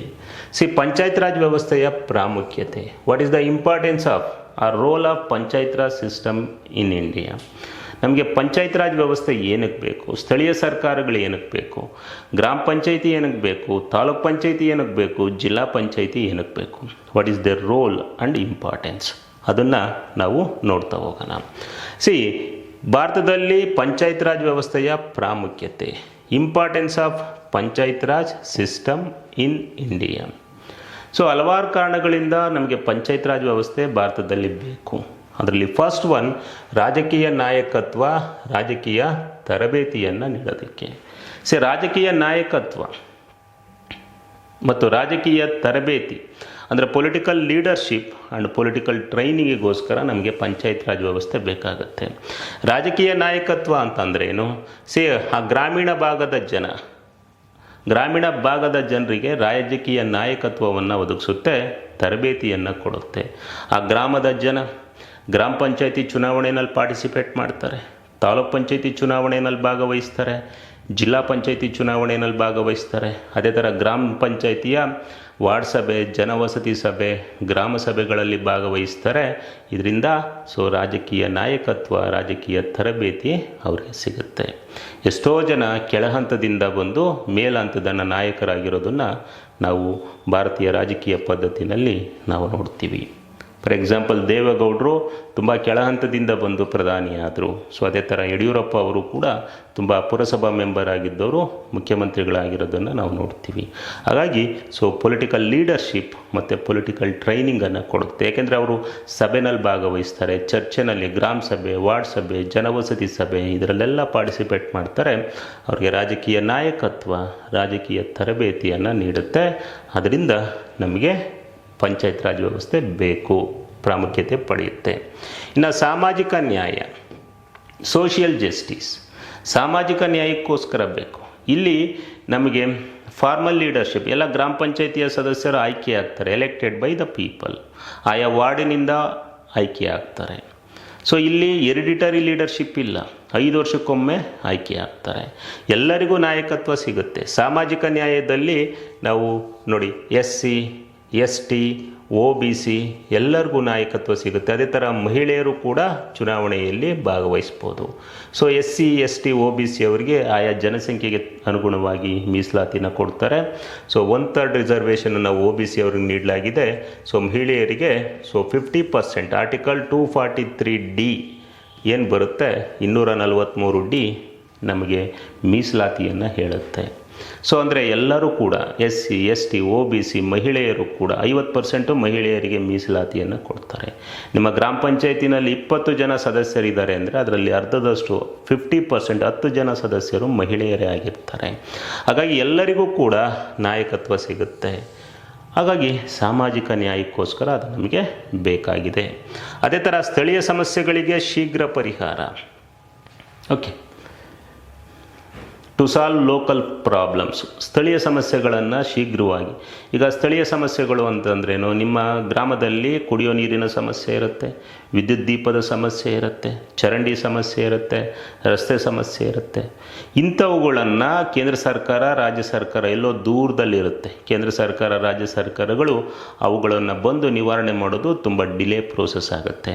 ಅದೇ ಥರ ಅಲ್ಲೇ ಗ್ರಾಮ ಮಟ್ಟದಲ್ಲೇ ಒಂದು ಸರ್ಕಾರನ ರಚನೆ ಮಾಡಿದ್ರೆ ಆ ಸ್ಥಳೀಯ ಸಮಸ್ಯೆಗಳಿಗೆ ಶೀಘ್ರ ಪರಿಹಾರ ಸಿಗುತ್ತೆ. ಆ ಗ್ರಾಮ ಪಂಚಾಯಿತಿ ಮೆಂಬರ್ ಇರ್ತಾನೆ, ಗ್ರಾಮ ಪಂಚಾಯಿತಿಯಲ್ಲಿ ಫಿನಾನ್ಷಿಯಲ್ ರಿಸೋರ್ಸ್ ಇರುತ್ತೆ. ಹಾಗಾಗಿ ಅದನ್ನು ಬಳಸ್ಕೊಂಡು ಆ ಸ್ಥಳೀಯ ಸಮಸ್ಯೆಗಳನ್ನು ಶೀಘ್ರವಾಗಿ ಪರಿಹಾರ ಮಾಡ್ಬೋದು. ಅದರಿಂದ ನಮಗೆ ಪಂಚಾಯತ್ ರಾಜ್ ವ್ಯವಸ್ಥೆ ಬೇಕು. ಅದೇ ಥರ ಸ್ಥಳೀಯ ಜನರಲ್ಲಿ ರಾಜಕೀಯ ಜಾಗೃತಿ ವೆರಿ ವೆರಿ ಇಂಪಾರ್ಟೆಂಟ್. ಸೊ ಅವರಿಗೆ to create political awakening among rural people. So ಸ್ಥಳೀಯ ಜನರು ಇರ್ತಾರೆ, ಅವರಲ್ಲಿ ರಾಜಕೀಯ ಜಾಗೃತಿ. ಗ್ರಾಮ ಪಂಚಾಯತಿ, ತಾಲೂಕ್ ಪಂಚಾಯತಿ, ಜಿಲ್ಲಾ ಪಂಚಾಯತಿ ಚುನಾವಣೆಯಲ್ಲಿ ಭಾಗವಹಿಸ್ತಾರೆ, ಸಭೆಗಳಲ್ಲಿ ಭಾಗವಹಿಸ್ತಾರೆ, ಕಾರ್ಯಕಲಾಪಗಳಲ್ಲಿ ಭಾಗವಹಿಸ್ತಾರೆ. ಮಹಿಳೆಯರಿಗೆ 50% ರಿಸರ್ವೇಷನ್ ಇದೆ, ಅವ್ರು ಭಾಗವಹಿಸ್ತಾರೆ. ಸೊ ರಾಜಕೀಯ ಜಾಗೃತಿ, ನಾಯಕತ್ವ ಇತ್ಯಾದಿ ರೂಪಿಸುತ್ತೆ. ಸೊ ಗ್ರಾಮ ಪಂಚಾಯತಿ ಇವತ್ತು ನೋಡಿರ್ಬೋದು, ಗ್ರಾಮಗಳು ಅತ್ಯಂತ ಹೆಚ್ಚು ಪೊಲಿಟಿಸೈಸ್ ಆಗಿರೋದನ್ನು ನಾವು ನೋಡ್ತೀವಿ. ಸೊ ರಾಜಕೀಯ ಜಾಗೃತಿ ಮೂಡಿಸೋದಕ್ಕೆ ಅವು ನಮಗೆ ಬೇಕು. ಅದೇ ಥರ ಕೇಂದ್ರ ಸರ್ಕಾರ ಮತ್ತು ರಾಜ್ಯ ಸರ್ಕಾರದ ಕಾರ್ಯಭಾರವನ್ನು ಕಡಿಮೆ ಮಾಡೋದಕ್ಕೆ, ವರ್ಕ್ಲೋಡನ್ನು ಕೇಂದ್ರ ಸರ್ಕಾರ ರಾಜ್ಯ ಸರ್ಕಾರದ ವರ್ಕ್ಲೋಡನ್ನು ಕಡಿಮೆ ಮಾಡೋದಕ್ಕೆ ಬೇಕು. ಹೇಳಿದ್ದೆ, ಗ್ರಾಮದಲ್ಲಿ ಕೆಲವೊಂದು ಸಮಸ್ಯೆಗಳಿರ್ತವೆ. ಸೊ ಆ ಸಮಸ್ಯೆಗಳನ್ನು ನಿವಾರಣೆ ಮಾಡೋದಕ್ಕೆ ದೂರದಲ್ಲಿ ಎಲ್ಲೋ ಇರುತ್ತೆ ಕೇಂದ್ರ ಸರ್ಕಾರ. ಈಗ ದೆಹಲಿನಲ್ಲಿರೋ ಸರ್ಕಾರ, ಬೆಂಗಳೂರಲ್ಲಿರುವ ರಾಜ್ಯ ಸರ್ಕಾರ ನಿಮ್ಮ ಹಳ್ಳಿನಲ್ಲಿ ಇರುವ ಸಮಸ್ಯೆಗಳನ್ನು ನಿವಾರಿಸೋದು ತುಂಬ ಕಷ್ಟದ ಕೆಲಸ. ಶೀಘ್ರವಾಗಿ ಆಗಲ್ಲ, ನಿವಾರಿಸ್ಬೋದು, ಶೀಘ್ರವಾಗಿ ಆಗಲ್ಲ. ಸೊ ಅದಕ್ಕೋಸ್ಕರ ಆಮೇಲೆ ಕಾರ್ಯಭಾರ, ಒತ್ತಡನೂ ಕೂಡ, ವರ್ಕ್ಲೋಡು ಕೂಡ ಜಾಸ್ತಿ ಇರುತ್ತೆ. ಹಾಗಾಗಿ ಕೇಂದ್ರ ಸರ್ಕಾರ ಏನು ಮಾಡಿದೆ, ರಾಜ್ಯ ಸರ್ಕಾರಕ್ಕೆ ಕೆಲವು ಅಧಿಕಾರನ ಹಂಚಿಕೆ ಮಾಡಿದೆ ಅಂಡರ್ ಆರ್ಟಿಕಲ್ 246 ಅದೇ ಥರ ರಾಜ್ಯ ಸರ್ಕಾರಗಳು ಸ್ಥಳೀಯ ಸರ್ಕಾರಗಳನ್ನು ರಚನೆ ಮಾಡಿಕೊಂಡು ಸೊ ಅವುಗಳಿಗೆ ಕೊಟ್ಟ ಕೆಲವು ಕಾರ್ಯಗಳನ್ನು ಸ್ಥಳೀಯ ಸರ್ಕಾರಗಳಿಗೆ ಕೊಡೋದ್ರ ಮೂಲಕ ತಮಗಿದ್ದ ಕಾರ್ಯಭಾರ, ವರ್ಕ್ಲೋಡನ್ನು ಅವು ಕಡಿಮೆ ಮಾಡ್ಕೋತವೆ. ಅದರಿಂದ ನಮಗೆ ಪಂಚಾಯತ್ ರಾಜ್ ವ್ಯವಸ್ಥೆ ಬೇಕು. ಆ್ಯಂಡ್ ಪ್ರಾದೇಶಿಕ ಅಸಮತೋಲನ ನಿವಾರಣೆಗೆ, ಟು ರಿಮೂವ್ ರೀಜನಲ್ ಇಂಬ್ಯಾಲೆನ್ಸ್. ಈಗ ಸ್ಥಳೀಯ ಮಟ್ಟದಲ್ಲಿ, ನಿಮ್ಮ ಗ್ರಾಮ ಮಟ್ಟದಲ್ಲೇ ಸರ್ಕಾರನ ರಚನೆ ಮಾಡೋದ್ರಿಂದ ಆ ಗ್ರಾಮ ಮಟ್ಟದಲ್ಲಿ ಅವು ರಸ್ತೆ ಅಭಿವೃದ್ಧಿ, ಕುಡಿಯೋ ನೀರು ಸೊ ಇತ್ಯಾದಿಗಳನ್ನು ನೀವು ಮಾಡೋದ್ರಿಂದ ಸೊ ಅಲ್ಲಿ ಅಭಿವೃದ್ಧಿ ಆಗುತ್ತೆ. ಸೊ ಹಲವಾರು ಕಾರ್ಯಕ್ರಮಗಳನ್ನು ಬಳಸ್ಕೊಂಡು ಮಾಡ್ಬೋದು. ಕೆರೆ ಅಭಿವೃದ್ಧಿ ಮಾಡ್ಬೋದು, ರಸ್ತೆ ಇತ್ಯಾದಿಗಳ MGNREGA ಪ್ರೋಗ್ರಾಮಲ್ಲಿ ಸೊ ಬಳಸ್ಕೊಂಡು ಅಭಿವೃದ್ಧಿ ಮಾಡೋದ್ರಿಂದ ರೀಜನಲ್ ಇಂಬ್ಯಾಲೆನ್ಸ್, ಪ್ರಾದೇಶಿಕ ಅಸಮತೋಲನ ನಿವಾರಣೆ ಆಗುತ್ತೆ. ಸೊ ಅದಕ್ಕೆ ನಮಗೆ ಬೇಕು. ನೆಕ್ಸ್ಟ್ ಅಧಿಕಾರ ವಿಕೇಂದ್ರೀಕರಣ. ಸೊ ಡೆಮಾಕ್ರಸಿ ಅಂದ್ರೇನು? ಅಧಿಕಾರ ವಿಕೇಂದ್ರೀಕರಣ ಆಗೋದನ್ನೇ democracy, that is power decentralisation. ಅಧಿಕಾರ ವಿಕೇಂದ್ರೀಕರಣ ಆಗೋದನ್ನು ನೋಡ್ತೀವಿ. ಓಕೆ, ಸೊ ಕೇಂದ್ರ ಸರ್ಕಾರ ರಾಜ್ಯ ಸರ್ಕಾರಕ್ಕೆ ಅಧಿಕಾರನ ಕೊಟ್ಟಿದೆ, ರಾಜ್ಯ ಸರ್ಕಾರ ಸ್ಥಳೀಯ ಸರ್ಕಾರಗಳಿಗೆ ಅಧಿಕಾರನ ಕೊಟ್ಟಿದೆ. ಸೊ ಡೆಮಾಕ್ರಸಿ ಅಂದ್ರೇನು? ಸೊ ಅಧಿಕಾರ ವಿಕೇಂದ್ರೀಕರಣ ಇರಲೇಬೇಕು. ಸೊ ಹಾಗಾಗಿ ನೋಡ್ತೀವಿ. ಓಕೆ, ನೆಕ್ಸ್ಟು ಆಡಳಿತದಲ್ಲಿ ದಕ್ಷತೆ, to enhance so efficiency in the administration. ಆಡಳಿತದಲ್ಲಿ ದಕ್ಷತೆ ಎನ್ನುವುದು, ಏಕೆಂದರೆ ಗ್ರಾಮ ಪಂಚಾಯಿತಿ ಸದಸ್ಯರು, ತಾಲೂಕ್ ಪಂಚಾಯಿತಿ, ಜಿಲ್ಲಾ ಪಂಚಾಯಿತಿ ಸದಸ್ಯರು ಸೊ ಅವರು ಆಡಳಿತದಲ್ಲಿ ಪಾರ್ಟಿಸಿಪೇಟ್ ಮಾಡ್ತಾರೆ. ಇದರಿಂದ ದಕ್ಷತೆ ಉಂಟಾಗುತ್ತೆ. ಸೊ ಎಲ್ಲ ಕಾರಣಗಳಿಂದ ನಮಗೆ ಪಂಚಾಯತ್ ರಾಜ್ ವ್ಯವಸ್ಥೆ ಭಾರತದಲ್ಲಿ ಪ್ರಮುಖವಾಗಿ ಬೇಕೇ ಬೇಕು. So this is the importance of panchayat raj system in India. Okay, next. So next we discuss ಭಾರತದಲ್ಲಿ ಪಂಚಾಯತ್ ರಾಜ್ ವ್ಯವಸ್ಥೆಯ ಹುಟ್ಟು ಮತ್ತು ವಿಕಾಸ. ಓಕೆ, ಭಾರತದಲ್ಲಿ ಪಂಚಾಯತ್ ರಾಜ್ ವ್ಯವಸ್ಥೆಯ ಹುಟ್ಟು ಮತ್ತು ವಿಕಾಸ ಅಂದರೆ ಬರ್ತ್ and evolution of panchayat raj system in India. ಯಾವ ರೀತಿ ಪಂಚಾಯತ್ ರಾಜ್ ವ್ಯವಸ್ಥೆ ಉಗಮ ಆಯಿತು ಮತ್ತು ವಿಕಾಸ ಆಯಿತು, ಯಾವ ಥರ ಬರ್ತ್ ಆಯಿತು, ಎವಲ್ಯೂಷನ್ ಆಯಿತು. ಪಂಚಾಯತ್ ರಾಜ್ ವ್ಯವಸ್ಥೆನ ನಾವು ಇತ್ತೀಚೆಗೆ ನೋಡ್ತಾ ಇಲ್ಲ, ಪ್ರಾಚೀನ ಕಾಲದಿಂದನೂ ನಾವು ನೋಡ್ತೀವಿ. ಪಂಚಾಯತ್ ರಾಜ್ ವ್ಯವಸ್ಥೆ ಅಂದ್ರೇನು? ಸೊ ಪವರ್ ಡಿಸೆಂಟ್ರಲೈಸೇಷನ್, ಅಧಿಕಾರ ವಿಕೇಂದ್ರೀಕರಣ. ಅಧಿಕಾರ ಹಂಚಿಕೆ ಆಗಿರೋದನ್ನು ಅದು ಕೂಡ ಒಂದು ರೀತಿಯ ಪಂಚಾಯತ್ ರಾಜ್ ವ್ಯವಸ್ಥೆ. ಆ ಥರ ಅಧಿಕಾರ ಹಂಚಿಕೆಯನ್ನು ನಾವು ಪ್ರಾಚೀನ ಕಾಲದಿಂದ, ಏನ್ಷಿಯಂಟ್ ಪೀರಿಯಡಿಂದ ನಾವು ನೋಡ್ತಾ ಇದ್ದೀವಿ. ಫ್ರಮ್ ವೇದಿಕ್ ಪೀರಿಯಡಿಂದ ಕೂಡ ನಾವು ನೋಡ್ತಾ ಇದ್ದೀವಿ. ಸೊ ಹಾಗಾಗಿ I will discuss birth and evolution of panchayat raj ಸಿಸ್ಟಮಲ್ಲಿ ಪ್ರಾಚೀನ ಕಾಲ, ಏನ್ಷಿಯಂಟ್ ಪೀರಿಯಡ್, ಪ್ರಾಚೀನ ಕಾಲದಲ್ಲಿ ಯಾವ ಥರ ಇತ್ತು, ಓಕೆ, ನಾವು ನೋಡ್ತಾ ಹೋಗ್ತೀವಿ. ಪ್ರಾಚೀನ ಕಾಲ ಅಂದರೆ ವೇದಗಳ ಕಾಲ, ಮೌರ್ಯರ ಕಾಲದಲ್ಲಿ ಯಾವ ಥರ ಇತ್ತು ಪಂಚಾಯತ್ ರಾಜ್ ವ್ಯವಸ್ಥೆ ಅಥವಾ ಲೋಕಲ್ ಸೆಲ್ಫ್ ಗೌರ್ನಮೆಂಟ್ ಯಾವ ಥರ ಇತ್ತು ಅದನ್ನು ನಾವು ನೋಡ್ತೀವಿ. ಅದಾದಮೇಲೆ ಮಧ್ಯಯುಗೀನ ಕಾಲ, ಮಿಡಿವಲ್ ಪೀರಿಯಡಲ್ಲಿ ಯಾವ ಥರ ಇತ್ತು, particularly during the time of Delhi sultanate and Mughals. Delhi ಸುಲ್ತಾನರ ಕಾಲದಲ್ಲಿ ಯಾವ ಥರ ಇತ್ತು, ಮುಘಲರ ಕಾಲದಲ್ಲಿ ಯಾವ ಥರ ಇತ್ತು, ಕರ್ನಾಟಕದಲ್ಲಿ ಯಾವ ಥರ ಇತ್ತು ಅದನ್ನು ನಾವು ನೋಡ್ತೀವಿ. ಇನ್ನು ಆಧುನಿಕ ಕಾಲದಲ್ಲಿರೋದನ್ನು ನಾವು 2 ಭಾಗ ಆಗಿ ಮಾಡ್ತೀವಿ. ಒಂದು ಬ್ರಿಟಿಷರ ಕಾಲ ಮತ್ತು 3 ಭಾಗ ಮಾಡ್ತೀವಿ. ಬ್ರಿಟಿಷರ ಕಾಲದಲ್ಲಿ ಯಾವ ಥರ ಇತ್ತು, ಸ್ವಾತಂತ್ರ್ಯ ಬಂದ ಮೇಲೆ ಯಾವ ಥರ ಇತ್ತು, 1993 ಯಾವ ಥರ ಇತ್ತು. ಸೊ ಆಧುನಿಕ ಕಾಲ ಡ್ಯೂರಿಂಗ್ ಮಾಡರ್ನ್ ಪೀರಿಯಡ್ ಯಾವ ಥರ ಇತ್ತು. ಓಕೆ, ಸೊ ಈ ಥರ ಡಿವಿಷನ್ ಮಾಡಿಕೊಂಡು ನಾವು ಸ್ಟಡಿ ಮಾಡಬೇಕಾಗತ್ತೆ. ಅದರಲ್ಲಿ ಫ್ರಮ್ ಬ್ರಿಟಿಷ್ ಪೀರಿಯಡ್, ಬ್ರಿಟಿಷರ ಕಾಲ ಅಂದರೆ 1687 ಶುರುವಾಗುತ್ತೆ, 1947ವರೆಗೂ ಯಾವ ಥರ ಇತ್ತು. ಬ್ರಿಟಿಷರ ಆಡಳಿತದಲ್ಲಿ ಪಂಚಾಯತ್ ರಾಜ್ ವ್ಯವಸ್ಥೆ ಭಾರತದಲ್ಲಿ ಯಾವ ಥರ ಇತ್ತು. ನೆಕ್ಸ್ಟ್ ಸ್ವಾತಂತ್ರ್ಯ ನಂತರ ಪಂಚಾಯತ್ ರಾಜ್ ವ್ಯವಸ್ಥೆ. ಸ್ವಾತಂತ್ರ್ಯ ನಂತರ ಅಂದರೆ ಆಫ್ಟರ್ ಇಂಡಿಪೆಂಡೆನ್ಸ್. ಈಗ ಫಾರ್ ಎಕ್ಸಾಂಪಲ್ ರಾಜಸ್ಥಾನದ ನಾಗೌರ್ ಜಿಲ್ಲೆನಲ್ಲಿ 1959 ಅಕ್ಟೋಬರ್ 2 ಪಂಚಾಯತ್ ರಾಜ್ ವ್ಯವಸ್ಥೆ ಬರುತ್ತೆ. ಸೊ ಅಲ್ಲಿಂದ ಅಥವಾ 1947 1993ವರೆಗೆ, ಏಕೆಂದರೆ 93ನಲ್ಲಿ 73rd ಅಮೆಂಡ್ಮೆಂಟ್ ಆ್ಯಕ್ಟ್ ಬಂದ್ಬಿಡುತ್ತೆ. 73ನೇ ಕಾನ್ಸ್ಟಿಟ್ಯೂಷನಲ್ ಅಮೆಂಡ್ಮೆಂಟ್ ಆ್ಯಕ್ಟ್. 73ನೇ ಸಂವಿಧಾನ ತಿದ್ದುಪಡಿವರೆಗೆ ಯಾವ ಥರ ಇತ್ತು, ಓಕೆ, 1947 ಅಥವಾ 1959 1993ವರೆಗೆ. ಸೊ ಇಲ್ಲಿ ಯಾವ ಥರ ಇತ್ತು, ಇಲ್ಲಿ ಹಲವಾರು ಸಮಿತಿಗಳು ಬರ್ತವೆ, ಅವನ್ನು ನಾವು ನೋಡ್ತೀವಿ. ಬಲ್ವಂತರಾಯ್ ಮೆಹ್ತಾ ಬರುತ್ತೆ, Santhanam committee, Ashok Mehta committee, okay, GVK Rao committee, Singhvi committee, Gadgil committee, Thungon committee. So ಈ ಥರ ಅನೇಕ ಸಮಿತಿಗಳು ಬರ್ತವೆ, ಅವುಗಳನ್ನು ಡಿಸ್ಕಸ್ ಮಾಡ್ತೀವಿ. ನೆಕ್ಸ್ಟು 1993 ನಂತರ ಪಂಚಾಯತ್ ರಾಜ್ ವ್ಯವಸ್ಥೆ. 1993ನಲ್ಲಿ 73rd ಅಮೆಂಡ್ಮೆಂಟ್ ಆ್ಯಕ್ಟು 73ನೇ ಸಂವಿಧಾನ ತಿದ್ದುಪಡಿಯನ್ನು ಪಾಸ್ ಮಾಡ್ತಾರೆ. ಆಗ ಕಾನ್ಸ್ಟಿಟ್ಯೂಷನಲ್ ಸ್ಟೇಟಸ್ನ ಕೊಡ್ತಾರೆ, ಸಂವಿಧಾನಿಕ ಸ್ಥಾನಮಾನ ಸಿಗುತ್ತೆ. ಆ ನಂತರ ಕರ್ನಾಟಕದಲ್ಲೂ ಕೂಡ ಕರ್ನಾಟಕ ಪಂಚಾಯತ್ ರಾಜ್ ಆ್ಯಕ್ಟ್ 1993 ಬರುತ್ತೆ. ಸೊ 3 ಹಂತದ ಪಂಚಾಯತ್ ರಾಜ್ ವ್ಯವಸ್ಥೆ ಬರುತ್ತೆ ಅಲ್ಲಿಂದ. ಸೊ 1993 ಇಲ್ಲಿಯವರೆಗೆ ಯಾವ ಥರ ಪಂಚಾಯತ್ ರಾಜ್ ವ್ಯವಸ್ಥೆ ಇತ್ತು ಅದನ್ನು ನಾವು ನೋಡ್ತೀವಿ. ಈ ಥರ ಭಾಗಗಳನ್ನಾಗಿ ಮಾಡಿಕೊಂಡು ನಾವು ನೋಡ್ತೀವಿ. ಇದು ಇಂಡಿಯಾದಲ್ಲಿ ಬರ್ತ್ and evolution of panchayat raj system in India. ಅದೇ ಥರ ಕರ್ನಾಟಕದಲ್ಲಿ ಯಾವ ಥರ ಇತ್ತು, ಸೊ ಇಂಡಿಯಾದಲ್ಲಿ ಯಾವ ಥರ ಉಗಮ ವಿಕಾಸ ಆಯಿತು, ಕರ್ನಾಟಕದಲ್ಲಿ ಕೂಡ ಬರ್ತ್ and evolution of panchayat raj system ಇನ್ ಕರ್ನಾಟಕ, ಅದನ್ನು ಕೂಡ ನಾವು ಸ್ಟಡಿ ಮಾಡ್ತೀವಿ. So birth and evolution of panchayat raj system ಇನ್ ಕರ್ನಾಟಕದಲ್ಲಿ ಯಾವ ಥರ ಉಗಮ ವಿಕಾಸ ಆಯಿತು. ಅದರಲ್ಲಿ ಮೈಸೂರು ಕಮಿಷನರ್ ಆಳ್ವಿಕೆ ಕಾಲ 1862ನಲ್ಲಿ ಸೊ ಕರ್ನಾಟಕದಲ್ಲಿ ಬ್ರಿಟಿಷ್ ಕಮಿಷನರ್ ಆಳ್ವಿಕೆ ಕಾಲದಲ್ಲಿ ಯಾವ ಥರ ಇತ್ತು. ಲೂಯಿಸ್ ಬೋರಿಂಗ್ ಇರ್ತಾನೆ, ಈ started A concept called local fund, ಸ್ಥಳೀಯ ನಿಧಿ ಅಂತ ಒಂದು ಕಾನ್ಸೆಪ್ಟನ್ನು ತರ್ತಾನೆ, ಅಲ್ಲಿಂದ ಯಾವ ಥರ ಇತ್ತು. ಅದೇ ಥರ ಮೈಸೂರು ದಿವಾನರ ಕಾಲ, ಮೈಸೂರು ದಿವಾನರು ರೂಲ್ ಮಾಡ್ತಾರೆ 1881 1947ವರೆಗೂ. ಆಗ 1902 ಆ್ಯಂಡ್ 1903ನಲ್ಲಿ ದಿವಾನ್ PN ಕೃಷ್ಣಮೂರ್ತಿ ಕಾಲದಲ್ಲಿ ಒಂದು ಕಾಯ್ದೆ ಬರುತ್ತೆ, ಮೈಸೂರು ಲೋಕಲ್ ಬೋರ್ಡ್ ಆ್ಯಕ್ಟ್ ಅಂತ. ಅಲ್ಲಿ ದಿವಾನರ ಕಾಲದಲ್ಲಿ ಯಾವ ಥರ ಇತ್ತು. ಆಮೇಲೆ ವಿಶ್ವೇಶ್ವರಯ್ಯ ಅವ್ರ ಕಾಲದಲ್ಲಿ 2 ಸಮಿತಿಗಳನ್ನ ಮಾಡ್ತಾರೆ.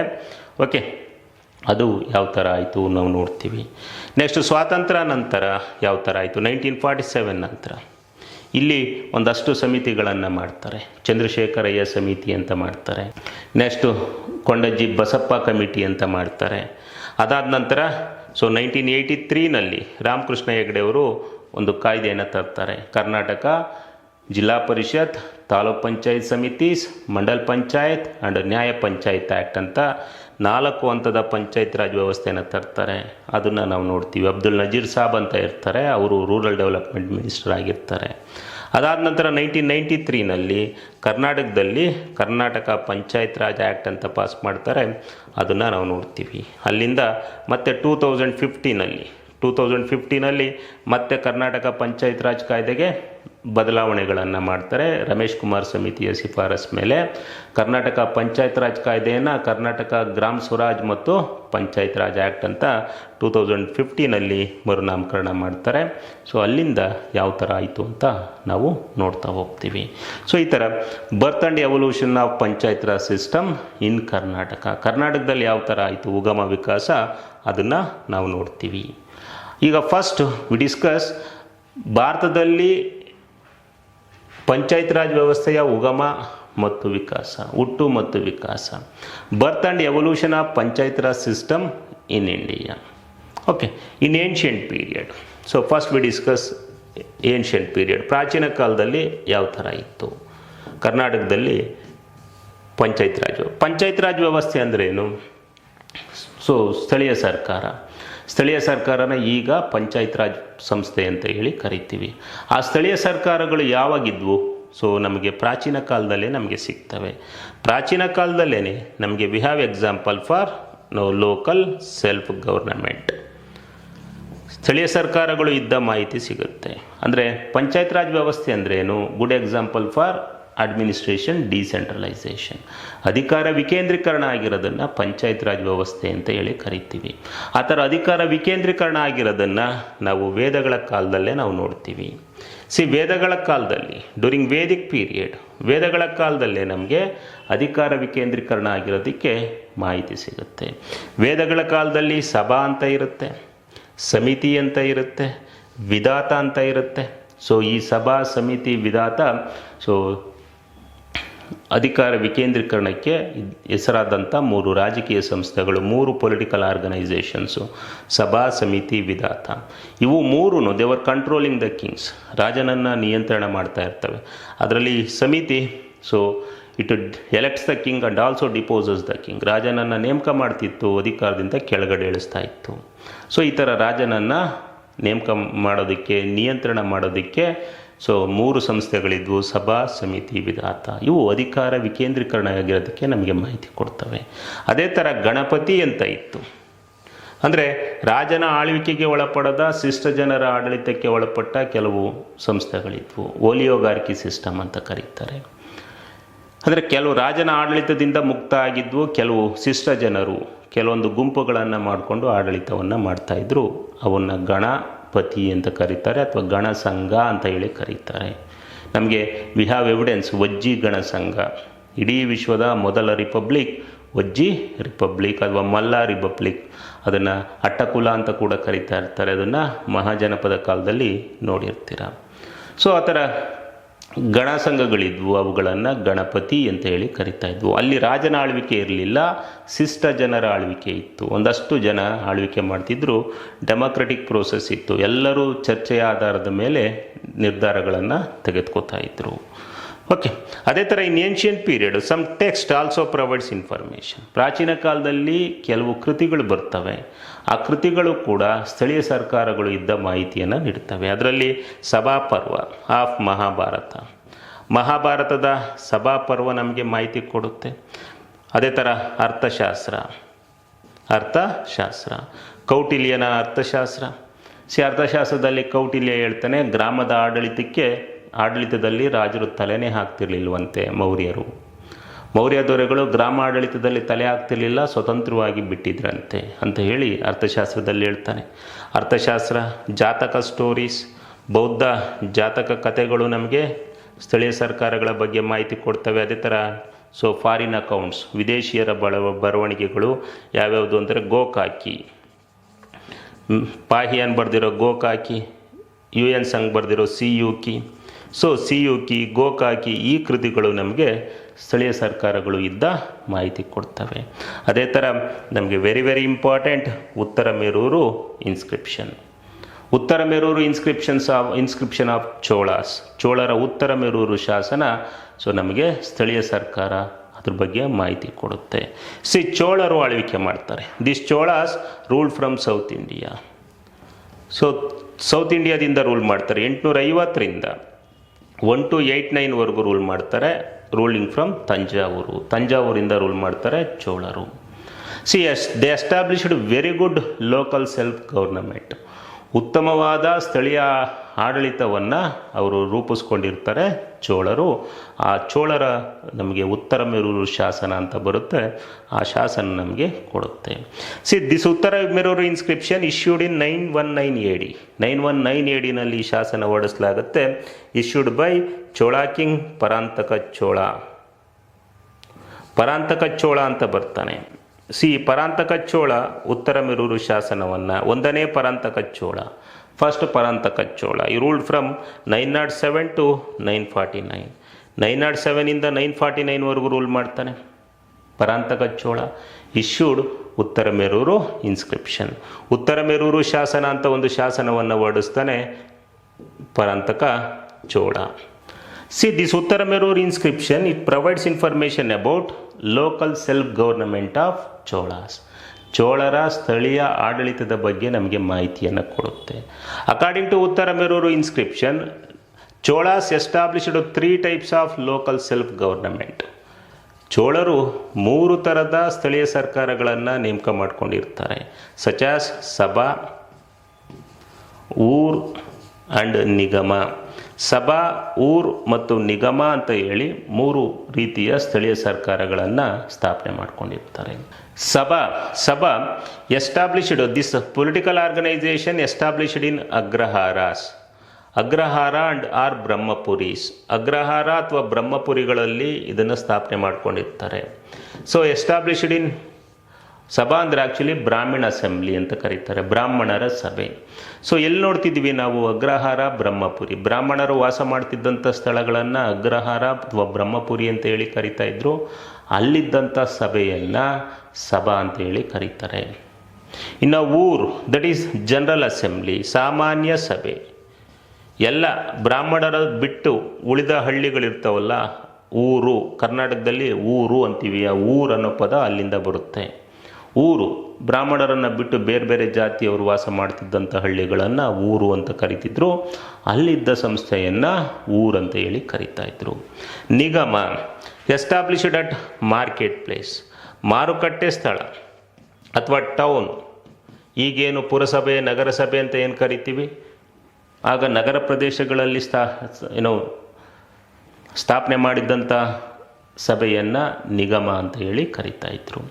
ಇನ್ ದಿಸ್ ವೇ ದೆ ಎಸ್ಟಾಬ್ಲಿಷ್ಡ್ ಸಭಾ, ಊರು, ನಿಗಮ. ನೋಡಿ, ಉತ್ತರ ಮೆರೂರು ಶಾಸನ, ಉತ್ತರ ಮೆರೂರು ಅಂತ ಒಂದು ಹಳ್ಳಿ ಇತ್ತು. ಆ ಹಳ್ಳಿನಲ್ಲಿ ಯಾವ ರೀತಿ ಸ್ಥಳೀಯ ಸಂಸ್ಥೆ ಇತ್ತು ಅನ್ನೋದ್ರ ಬಗ್ಗೆ ಮಾಹಿತಿ ಕೊಡುತ್ತೆ. ಪರಾಂತಕ ಚೋಳ ಈ ಶಾಸನವನ್ನು ಹಾಕಿಸ್ತಾನೆ, ಉತ್ತರ ಮೆರೂರು ಶಾಸನವನ್ನು. The thing is, the members of ಸಭಾ, ಊರು, ನಿಗಮ ವರ್ ಎಲೆಕ್ಟೆಡ್. ನೋಡಿ, ಸಭಾ, ಊರು, ನಿಗಮ ಈ ಸದಸ್ಯರು ಚುನಾಯಿತರಾಗ್ತಿದ್ರು. They were not nominated. ಅವರು ನಾಮನಿರ್ದೇಶನ ಆಗ್ತಿರ್ಲಿಲ್ಲ, ಚುನಾಯಿತರಾಗ್ತಿದ್ರು.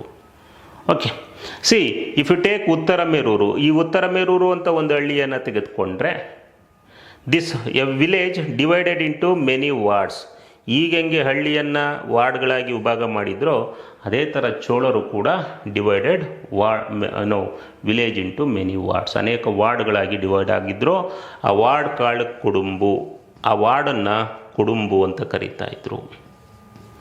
ಒಂದೊಂದು ವಾರ್ಡಿನಿಂದ ಒಬ್ಬೊಬ್ಬ ಚುನಾಯಿತನಾಗ್ತಿದ್ದ, ಒಂದೊಂದು ಕುಡುಂಬನಿಂದ ಒಬ್ಬೊಬ್ಬ ಚುನಾಯಿತನಾಗ್ತಿದ್ದ. Ward called kudumbu. The members of kudumbu elected, they were not nominated. ಅವರು ಚುನಾಯಿತರಾಗ್ತಿದ್ರು. That election process called kudavolai. ಆ ಚುನಾವಣಾ ಪದ್ಧತಿಯನ್ನು ಕುಡುವಲೈ ಅಂತ ಹೇಳಿ ಕರೀತಾ ಇದ್ರು. Kudavolai means pot ticket. Pot ticket.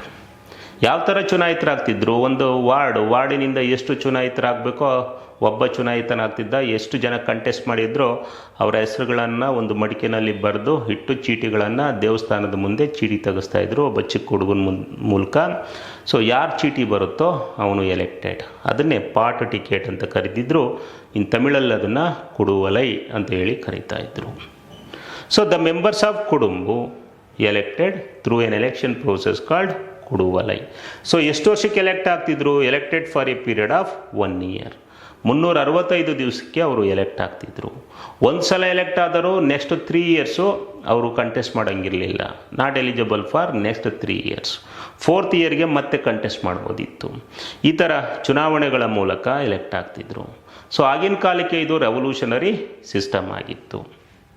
Okay, ಅದೇ ಥರ ಸೊ ಸಪೋಸ್ ಒಂದು ಹಳ್ಳಿಯಿಂದ 10 to 15 ಮೆಂಬರ್ಸು ಎಲೆಕ್ಟ್ ಆದರೆ ವಾರ್ಡಿನಿಂದ, ಆ ವಾರ್ಡ್ 10 to 15 ಮೆಂಬರ್ಸಲ್ಲಿ ಕಮಿಟಿಗಳನ್ನು ಮಾಡ್ತಾಯಿದ್ರು. ಫಾರ್ಮ್ಡ್ ಇಂಟು ಕಮಿಟೀಸ್, ಅನೇಕ ಸಮಿತಿಗಳನ್ನು ಮಾಡ್ತಾಯಿದ್ರು.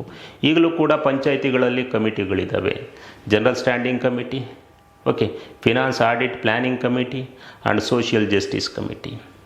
ಓಕೆ, ಸೊ ಆ ಸೆಕ್ಷನ್ 61ನಲ್ಲಿ ನಮಗೆ ಬರ್ತವೆ. ಓಕೆ, ಮುಂದೆ ಬರುತ್ತೆ, ಅಲ್ಲಿ ಡಿಸ್ಕಸ್ ಮಾಡ್ತೀನಿ. ಸಾಮಾನ್ಯ ಸ್ಥಾಯಿ ಸಮಿತಿ, ಹಣಕಾಸು ಲೆಕ್ಕ ಪರಿಶೋಧನಾ ಯೋಜನಾ ಸಮಿತಿ, ಓಕೆ, ಮತ್ತು ಸಾಮಾಜಿಕ ನ್ಯಾಯ ಸಮಿತಿ. ಅದೇ ಥರ ಇಲ್ಲೂ ಕೂಡ ಎಲೆಕ್ಟ್ ಆಗಿರೋರನ್ನ ಸಮಿತಿಗಳನ್ನಾಗಿ ಮಾಡ್ತಾಯಿದ್ರು. That committees called variyam. ಆ ಸಮಿತಿಗಳನ್ನು ವಾರಿಯಂ ಅಂತ ಕರಿತಾ ಇದ್ರು. Members of this committee called variya perumakkal. Variya perumakkal ಅಂತ ಹೇಳಿ ಸಮಿತಿಯ ಸದಸ್ಯರನ್ನು ಕರೀತಾ ಇದ್ರು. ಅನೇಕ ವಾರಿಯಂಗಳಾಗಿ ಮಾಡ್ತಾಯಿದ್ರು. ವಾರಿಯಂ ಅಂದರೆ ಸಮಿತಿಗಳು, ಒಂದೊಂದಕ್ಕೊಂದೊಂದು ಸಮಿತಿ. ಫಾರ್ ಎಕ್ಸಾಂಪಲ್ ರಸ್ತೆ ವಾರಿಯಂ, ರಸ್ತೆ ನೋಡ್ಕೊಳ್ಳೋದಕ್ಕೆ ರಸ್ತೆ ಸಮಿತಿ. ತೋಟ ವಾರಿಯಂ, ಪೋನ್ ವಾರಿಯಂ, ಶಿಕ್ಷಣ ನೋಡ್ಕೊಳ್ಳೋದಕ್ಕೆ ಎಜುಕೇಷನ್ ಕಮಿಟಿ. ಈ ಥರ ಅನೇಕ ಸಮಿತಿಗಳನ್ನು, ತೆರಿಗೆ ವಸೂಲಿ ಮಾಡೋದಕ್ಕೆ, ಕೆರೆಗಳನ್ನು ನೋಡ್ಕೊಳ್ಳೋದಕ್ಕೆ ಅನೇಕ ಸಮಿತಿಗಳನ್ನು ಮಾಡ್ತಿದ್ರು. ಆ ಸಮಿತಿಗಳನ್ನು ತಮಿಳಲ್ಲಿ ವಾರಿಯಂ ಅಂತ ಕರೀತಾಯಿದ್ರು. ಎಲ್ಲದ್ರ ಬಗ್ಗೆ ನಮಗೆ ಉತ್ತರ ಮೇರೂರು ಶಾಸನ ಹೇಳುತ್ತೆ. And also this Uttara Merur inscription also provide qualifications, information about qualifications to contest in elections. ಚುನಾವಣೆಯಲ್ಲಿ ನಿಲ್ಲೋದಕ್ಕೆ ಅರ್ಹತೆಗಳನ್ನು ಕೂಡ ಹೇಳುತ್ತೆ. ಏನು ಅರ್ಹತೆಗಳಿರಬೇಕು, ಈಗ ಹೆಂಗೆ ನಮ್ಮ ಕಾನ್ಸ್ಟಿಟ್ಯೂಷನಲ್ಲಿ ನಾವು ನೋಡ್ತೀವೋ ಚುನಾವಣೆಯಲ್ಲಿ ನಿಲ್ಲೋದಕ್ಕೆ ಅರ್ಹತೆಗಳು, ಆಗಿನ ಕಾಲಕ್ಕೆ ಚುನಾವಣೆಯಲ್ಲಿ ನಿಲ್ಲೋದಕ್ಕೆ ಅದು ಕೂಡ ಅರ್ಹತೆಗಳನ್ನು ನಿರ್ಧಾರ ಮಾಡಿದರು ಚೋಳರು. ಫಾರ್ ಎಕ್ಸಾಂಪಲ್ ಏನೇನು, ಸೊ ಅವನಿಗೆ 35 to 70 ಇಯರ್ಸ್ ಇರಬೇಕು. ಓಕೆ, 35ರಿಂದ 70 ವರ್ಷ ವಯಸ್ಸಿನವನಾಗಿರಬೇಕು. 35ರಿಂದ ಕೆಳಗಡೆ 70ನ ಮೇಲೆ ಅವರು ಕಂಟೆಸ್ಟ್ ಮಾಡೋದಕ್ಕೆ ಅರ್ಹ ಆಗಿರಲಿಲ್ಲ. ಆ್ಯಂಡ್ ಈ should have is own house in the village. ಆ ಹಳ್ಳಿನಲ್ಲಿ ಅವನ ಹೆಸರಿನಲ್ಲಿ ಒಂದು ಮನೆ ಇರಬೇಕಿತ್ತು. ಅಂದರೆ ಅರ್ಥ ಈ should be A resident of that village. ಆ ಹಳ್ಳಿಯ ಗ್ರಾಮದ ವಾಸಿಯಾಗಿರಬೇಕು. ಸೊ ನೆಕ್ಸ್ಟು ಈ should have half acre tax payable land. ಅವನ ಹೆಸರಿನಲ್ಲಿ ಅರ್ಧ ಎಕರ್ ಜಮೀನು ಇರಬೇಕಿತ್ತು. ಈ should have knowledge in Vedas. ವೇದಗಳಲ್ಲಿ ಜ್ಞಾನ ಇರಬೇಕಿತ್ತು. ಅಂದರೆ ಶಿಕ್ಷಣದಲ್ಲಿ ಶಿಕ್ಷಣ ಪಡೆದಿರಬೇಕಿತ್ತು. ಸೊ ಈಗಲೂ ರಾಜಸ್ಥಾನ ಮತ್ತು ಅಸ್ಸಾಮಲ್ಲಿ ಸೊ ಗ್ರಾಮ ಪಂಚಾಯತಿ ಎಲೆಕ್ಷನ್ ನಿಲ್ಲೋದಕ್ಕೆ ಸೊ ಶಿಕ್ಷಣವನ್ನು ಕಡ್ಡಾಯ ಮಾಡಿದ್ದಾರೆ. ಸೊ ಆ ಥರ ಅಲ್ಲೂ ಕೂಡ ಶಿಕ್ಷಣ ಪಡೆದಿರಬೇಕಿತ್ತು. ಸೊ ಈ ಥರ ಕೆಲವೊಂದು ಅರ್ಹತೆಗಳನ್ನು ನಿಗದಿ ಮಾಡಿತ್ತು. ಸೊ 1 ವರ್ಷ ಅವನಿಗೆ ಎಲಿಜಿಬಲ್ಲು, ನೆಕ್ಸ್ಟ್ 3 ಇಯರ್ಸು ಅವನು ಕಂಟೆಸ್ಟ್ ಮಾಡೋಂಗಿರಲಿಲ್ಲ. And it also fixed disqualifications. ಅನರ್ಹತೆಗಳನ್ನು ಕೂಡ ಹೇಳುತ್ತೆ ನಮಗೆ ಉತ್ತರ ಮೇರೂರು ಶಾಸನ. ಏನು ಅರ್ಹತೆಗಳು? ಸೊ ಅವನು ಎಲೆಕ್ಷನಲ್ಲಿ ಗೆದ್ದ ಮೇಲೆ ಈ should declare and assets and liabilities. ಆಸ್ತಿ ಘೋಷಣೆಯನ್ನು ಮಾಡ್ಕೋಬೇಕು. ಕಡ್ಡಾಯವಾಗಿ ಅವನ ಆಸ್ತಿ ಘೋಷಣೆಯನ್ನು ಮಾಡ್ಕೋಬೇಕಾಗತ್ತೆ. ಓಕೆ, ಸೊ ಈಗಲೂ ಕೂಡ ಗ್ರಾಮ ಪಂಚಾಯತಿ, ತಾಲೂಕು ಪಂಚಾಯತಿ, ಜಿಲ್ಲಾ ಪಂಚಾಯತಿ ಸದಸ್ಯರು ಗೆದ್ದ 3 ತಿಂಗಳೊಳಗಡೆ ಆಸ್ತಿ ಘೋಷಣೆಯನ್ನು ಮಾಡ್ಕೋಬೇಕು. ಅದೇ ಥರ ಪ್ರತಿ ವರ್ಷವೂ ಘೋಷಣೆ ಮಾಡ್ಕೋಬೇಕು. ಓಕೆ, ಸುಳ್ಳು ಆಸ್ತಿ ಘೋಷಣೆ ಮಾಡಿಕೊಂಡ್ರೆ ಡಿಸ್ಕ್ವಾಲಿಫೈ ಆಗ್ತಿತ್ತ. ನೆಕ್ಸ್ಟ್ 1 ವರ್ಷ ಆದಮೇಲೆ ನೆಕ್ಸ್ಟ್ 3 ಇಯರ್ಸು ಅವನು ಕಂಟೆಸ್ಟ್ ಮಾಡೋಂಗಿರಲಿಲ್ಲ. ಸಪೋಸ್ ಅವನೇನಾದರೂ ಅಫೆನ್ಸು, ತಪ್ಪನ್ನು ಮಾಡಿದ್ರೆ ಅವನ ಮನೆಯವರು ಯಾರಿಗೂ ಕೂಡ ಸೊ ಈ ಚುನಾವಣೆಯಲ್ಲಿ ನಿಲ್ಲೋದಕ್ಕೆ ಅರ್ಹತೆ ಇರಲಿಲ್ಲ. ಸೊ ಸೀಟನ್ನು ಕೊಡ್ತಾ ಇರಲಿಲ್ಲ. ಸೊ ಇವೆಲ್ಲ ಡಿಸ್ಕ್ವಾಲಿಫಿಕೇಷನ್ಸ್. ಸೊ ಕೆಲವೊಂದು ನೆಗೆಟಿವ್ಸ್ ಇದ್ದರೂ ಕೂಡ ಉತ್ತರ ಮೇರೂರು ಶಾಸನದಲ್ಲಿ ಕೆಲವೊಂದು ನೆಗೆಟಿವ್ಸ್ ಇದ್ದರೂ ಕೂಡ ಆಗಿನ ಕಾಲಕ್ಕೆ ಅದು ಉತ್ತಮ ಅಂಶ ಆಗಿತ್ತು. ನೆಗೆಟಿವ್ಸ್ ಅಂದ್ರೇನು? ಸೊ 1 ವರ್ಷಕ್ಕೆ ಅಷ್ಟೇ ಅವನು ಎಲಿಜಿಬಲ್ ಇರ್ತಿದ್ದ. ನೆಕ್ಸ್ಟ್ 3 ಇಯರ್ಸ್, ಸಪೋಸ್ ಅವನು ಒಳ್ಳೆ ಕೆಲಸ ಮಾಡಿದರೂ ಕೂಡ ನೆಕ್ಸ್ಟ್ 3 ಇಯರ್ಸು ಕಂಟೆಸ್ಟ್ ಮಾಡೋಂಗಿರಲಿಲ್ಲ. ಎಜುಕೇಷನ್ನು ಕೂಡ ಫಿಕ್ಸ್ ಮಾಡಿದರು. ಓಕೆ, ಅವನು ತಪ್ಪು ಮಾಡಿದ್ರೆ ಇಡೀ ಫ್ಯಾಮಿಲಿನಲ್ಲಿ ಯಾರೂ ಕಂಟೆಸ್ಟ್ ಮಾಡೋಂಗಿರಲಿಲ್ಲ. ಸೊ ಫ್ಯಾಮಿಲಿನವ್ರು ಒಳ್ಳೆಯವರಾಗಿದ್ದರೆ ಸೊ ಆದರೂ ಕೂಡ ಕಂಟೆಸ್ಟ್ ಮಾಡೋಂಗಿರಲಿಲ್ಲ. ಇವೆಲ್ಲ ಸೊ ಕೆಲವೊಂದು ನೆಗೆಟಿವ್ಸ್ ಇದ್ದರೂ ಕೂಡ ಆಗಿನ ಕಾಲಕ್ಕೆ ಉತ್ತರ ಮೇರೂರು ಶಾಸನ ಚೋಳರ ಕಾಲದಲ್ಲಿ ಉತ್ತಮ ಸ್ಥಳೀಯ ಸರ್ಕಾರಗಳನ್ನು ನೇಮಕ ಮಾಡಿಕೊಂಡಿದ್ರ ಬಗ್ಗೆ ನಮಗೆ ಮಾಹಿತಿ ಕೊಡುತ್ತೆ. ಹಾಗಾಗಿ it was British governor general, British governor general ಬರ್ತಾನೆ. British governor general Charles Metcalfe ಅಂತ ಬರ್ತಾನೆ ಗವರ್ನರ್ ಜನರಲ್. ಸೊ 1835ಇಂದ 1836ವರೆಗೂ ಇರ್ತಾನೆ. This Charles Metcalfe he praised Chola administration, ಚೋಳರ ಆಡಳಿತವನ್ನು ಮನಸಾರೆ ಹೊಗಳ್ತಾನೆ. Particularly he praised Cholas local self government, ಚೋಳರ ಸ್ಥಳೀಯ ಸರ್ಕಾರಗಳನ್ನು ಮನಸಾರೆ ಹೊಗಳ್ತಾನೆ. And he called Cholas local self government as small republics, ಸಣ್ಣ ಕಿರು ಗಣರಾಜ್ಯಗಳು ಅಂತ ಹೇಳಿ ಚಾರ್ಲ್ಸ್ ಮೆಟ್ಕಾಫ್ ಕರೀತಾನೆ. ಅಂದರೆ ಒಂದೊಂದು ಹಳ್ಳಿನೂ ಕೂಡ ಒಂದೊಂದು ಗಣರಾಜ್ಯವಾಗಿ ಇತ್ತು. ಗಣರಾಜ್ಯ ಅಂದರೆ what is the meaning of republic? Republic ಅಂದರೆ head of the state is elected by the people. ಇಲ್ಲೂ ಕೂಡ ಹಳ್ಳಿಯ ಮುಖ್ಯಸ್ಥರು ಚುನಾಯಿತರಾಗ್ತಿದ್ರು. ಹಳ್ಳಿಗಳು ಸೆಲ್ಫ್ ಸಫಿಷಿಯೆಂಟ್ ಆಗಿದ್ವು, ತನ್ನ ಎಲ್ಲ ಬೇಕು ಬೇಡಗಳನ್ನು ತಾವೇ ಎಲ್ಲ ನೋಡ್ಕೋತಾ ಇದ್ವು, ಹೊರಗಡೆ ಡಿಪೆಂಡ್ ಆಗಿರಲಿಲ್ಲ. ಸೆಲ್ಫ್ ಸಫಿಷಿಯೆಂಟ್, ಸ್ವಯಂ ಪರಿಪೂರ್ಣವಾಗಿದ್ವು. ಅದರಿಂದ Charles Metcalfe called Cholas local self government as small republic or Chola administration as small republic, ಸಣ್ಣ ಕಿರು ಗಣರಾಜ್ಯಗಳು ಅಂತ ಹೇಳಿ ಅವನು ಕರೀತಾನೆ. ಈ ಥರ ಪ್ರಾಚೀನ ಕಾಲದಲ್ಲಿ ಒಂದು ಪಂಚಾಯತ್ ರಾಜ್ ವ್ಯವಸ್ಥೆ ಅಥವಾ ಸ್ಥಳೀಯ ಸರ್ಕಾರಗಳು ಇದ್ದಿದ್ದನ್ನು ನಾವು ನೋಡ್ಬೋದು. ಕಮ್ ಟು ಇನ್ ಏನ್ಷಂಟ್ ಪೀರಿಯಡಲ್ಲಿ ಬಂದರೆ village was the lowest unit, administration unit. ಗ್ರಾಮ ಆಡಳಿತದ ಕೆಳಹಂತದ ಘಟಕ ಆಗಿತ್ತು. ಒಂದೊಂದು ಗ್ರಾಮದಲ್ಲಿ ಆಡಳಿತನ ನಡೆಸೋದಕ್ಕೆ 5 ಜನರನ್ನು ನೇಮಕ ಮಾಡ್ತಿದ್ರು. 5 ಮೆಂಬರ್ಸ್ ಇದ್ದರು. ಆ 5 ಮೆಂಬರ್ಸ್ನ 5ನ್ನ ಪಂಚ ಅಂತ ಕರಿತಾ ಇದ್ರು, ಅದನ್ನು ಪಂಚರ ಆಡಳಿತ ಅಂತ ಹೇಳಿ ಕರೀತಾ ಇದ್ರು. ಓಕೆ, ಹಳ್ಳಿಗಳನ್ನು ನಾವು ಪಂಚರ ಆಡಳಿತವನ್ನು ನೋಡ್ತಾ ಇದ್ವಿ. ಒಂದೊಂದು ಹಳ್ಳಿನಲ್ಲಿ ಆ ಹಳ್ಳಿಯ ಆಡಳಿತವನ್ನು ನೋಡ್ಕೊಳ್ಳೋದಕ್ಕೆ ಪ್ರಾಚೀನ ಕಾಲದಲ್ಲಿ 5 ಜನರನ್ನ ನೇಮಕ ಮಾಡಿದ್ರು. ಪಂಚರ ಆಡಳಿತ, ಅದೇ ಪಂಚಾಯತ್ ಅಂತ ಒಂದು ನಮ್ಗೆ ಇವತ್ತಿಗೂ ಅದೇ ಪದವನ್ನು ನಾವು ಉಳಿಸ್ಕೊಂಡಿದ್ದೀವಿ. ಅಲ್ಲಿ ಯಾರ್ಯಾರು ಇರ್ತಿದ್ರು? ಗೌಡ ಇರ್ತಿದ್ದ, ಅವನಿಗೆ ಸಹಾಯ ಮಾಡೋದಕ್ಕೆ ಪಟೇಲ ಇರ್ತಿದ್ದ, ತಳವಾರ ಇವನು ಪೊಲೀಸ್ ಕೆಲಸವನ್ನು ಮಾಡ್ತಿದ್ದ, ಕುಲಕರ್ಣಿ ಡಾಕ್ಯುಮೆಂಟನ್ನು ಮೇಂಟೈನ್ ಮಾಡ್ತಾ ಇದ್ದ, ಲ್ಯಾಂಡ್ ರೆಕಾರ್ಡ್ಸ್ನ, ಶಾನ್ಭೋಗ ತೆರಿಗೆಯನ್ನು ವಸೂಲಿ ಮಾಡ್ತಾ ಇದ್ದ. ಈ ಥರ ಪಂಚರು ಇರ್ತಾಯಿದ್ರು: ಗೌಡ, ಪಟೇಲ, ತಳವಾರ, ಕುಲಕರ್ಣಿ ಮತ್ತು ಶಾನ್ಭೋಗ. ಇವರೆಲ್ಲರ ಮುಖ್ಯಸ್ಥನಾಗಿ ಸರ್ಪಂಚ್ ಅಂತ ಉತ್ತರ ಭಾರತದಲ್ಲಿ ಒಬ್ಬ ಇರ್ತಾ ಇದ್ದ. ಇವರೆಲ್ಲರಿಗೂ ಹೆಡ್ ಆಗಿ ಸಾಮಾನ್ಯವಾಗಿ ಇವರು ಯಾರು ನೇಮಕ ಮಾಡ್ತಾಯಿದ್ರು? ರಾಜರು ನೇಮಕ ಮಾಡ್ತಾಯಿದ್ರು. ದೇವರ್ ನಾಟ್ ಎಲೆಕ್ಟೆಡ್. ಇವರಾರು ಚುನಾಯಿತರಾಗಿರಲಿಲ್ಲ. ಇವರು ರಾಜರು ಅಥವಾ ಪಾಳೆಗಾರರು ಆಗಿರ್ತಿದ್ರು. Normally all they belong to upper caste, ಮೇಲ್ಜಾತಿಯವರಾಗಿರ್ತಾ ಇದ್ರು. ಆಮೇಲೆ ಎರಿಡಿಟರಿ ಇತ್ತು. ಗೌಡನ ಮಗ ಗೌಡನೇ ಆಗಿರ್ತಿದ್ದ, ಪಟೇಲನ ಮಗ ಪಟೇಲನೇ ಆಗಿರ್ತಿದ್ದ, ಕುಲಕರ್ಣಿ ಮಗ ಕುಲಕರ್ಣಿ, ಶಾನ್ಭೋಗನ ಮಗ ಶಾನ್ಭೋಗನೇ. ವಂಶ ಪಾರಂಪರ್ಯ ಹುದ್ದೆಗಳಿದ್ವು. ಇವ್ರು ಯಾರಿಗೆ ಜವಾಬ್ದಾರಿಯಾಗಿದ್ದರು? ನೇಮಕ ಮಾಡಿದಂಥ ರಾಜರಿಗೆ, ಪಾಳೆಗಾರರಿಗೆ ಜವಾಬ್ದಾರಿಯಾಗಿದ್ದರು, ಜನರಿಗೆ ಜವಾಬ್ದಾರಿ ಆಗಿರಲಿಲ್ಲ. ಅದೇ ಥರ ಪಂಚರ ಆಡಳಿತವನ್ನು ನಾವು ನೋಡ್ತಾ ಇದ್ವಿ. ರಾಷ್ಟ್ರಕೂಟರ ಕಾಲದಲ್ಲಿ ಇದೇ ಥರ ಪಂಚರ ಆಡಳಿತ. ರಾಷ್ಟ್ರಕೂಟರು ಬಾದಾಮಿ ಚಾಲುಕ್ಯರ ಕಾಲದಲ್ಲಿ, ಬಾದಾಮಿ ಚಾಲುಕ್ಯರು ರಾಷ್ಟ್ರಕೂಟರ ಕಾಲದಲ್ಲಿ ಇವರನ್ನ ಮಹಾಜನ ಅಂತ ಹೇಳಿ ಕರಿತಾ ಇದ್ರು. ಮಹಾಜನ ಅಥವಾ ಮಹತ್ತರ ಅಂತ ಕರಿತಾ ಇದ್ರು ಬಾದಾಮಿ ಚಾಲುಕ್ಯರು ರಾಷ್ಟ್ರಕೂಟರ ಕಾಲದಲ್ಲಿ. ಅದನ್ನೇ ಪಂಚರ ಆಡಳಿತ, 5 ಜನರ ಆಡಳಿತ ಇತ್ತು. ಇವ್ರ ಕೆಲಸ ಏನಪ್ಪ ಅಂದರೆ ಈ ಇಡೀ ಹಳ್ಳಿಯ ಗ್ರಾಮದ ಆಡಳಿತವನ್ನು ನೋಡ್ಕೋತಾ ಇದ್ರು, ತೆರಿಗೆ ವಸೂಲಿ ಮಾಡ್ತಾ ಇದ್ರು. ಶಾನ್ಭೋಗ, ಕುಲಕರ್ಣಿ ಭೂ ದಾಖಲೆಗಳನ್ನು ನಿರ್ವಹಣೆ ಮಾಡ್ತಾಯಿದ್ರು. ಗ್ರಾಮದ ನ್ಯಾಯಾದಾನ, ಜುಡಿಷಿಯಲ್ ಆ್ಯಕ್ಟಿವಿಟೀಸ್, ಎಲ್ಲಾದರೂ ದೇವಸ್ಥಾನದ ಹತ್ರ ನ್ಯಾಯ ತೀರ್ಮಾನವನ್ನು ಮಾಡ್ತಾಯಿದ್ರು, ಭೂಮಿಯನ್ನು ಹಂಚ್ತಾ ಇದ್ದರು. ಇಲ್ಲಿ ತಳವಾರ, ಅವನು ಗ್ರಾಮದ ಪೊಲೀಸ್ ಆಗಿ ಗ್ರಾಮಕ್ಕೆ ರಕ್ಷಣೆಯನ್ನು ಕೊಡ್ತಾ ಇದ್ದ. ಈ ಥರ ಅವ್ರ ಕೆಲಸಗಳನ್ನು ಮಾಡ್ತಾಯಿದ್ರು. ಆದರೂ ಕೂಡ ಇವರು ಜನರಿಗೆ ಜವಾಬ್ದಾರಿಯಾಗಿರಲಿಲ್ಲ, ಮೇಲ್ವರ್ಗದವರಾಗಿದ್ದರು. ಇವರನ್ನು ನೇಮಕ ಮಾಡಿದ ರಾಜರಿಗೆ, ಪಾಳೆಗಾರರಿಗೆ ನಿಷ್ಠರಾಗಿದ್ದರು. ಇವರೆಲ್ಲ ಹುದ್ದೆಗಳು ವಂಶ ಪಾರಂಪರ್ಯ ಆಗಿದ್ವು, ಅವರು ಚುನಾಯಿತರಾಗಿರಲಿಲ್ಲ. ಇದೊಂದು ನೆಗೆಟಿವ್ ಥಿಂಗ್. ಓಕೆ, ಈ ಥರ ಪಂಚರ ಆಡಳಿತವನ್ನು ನಾವು ನೋಡ್ತಿದ್ವಿ.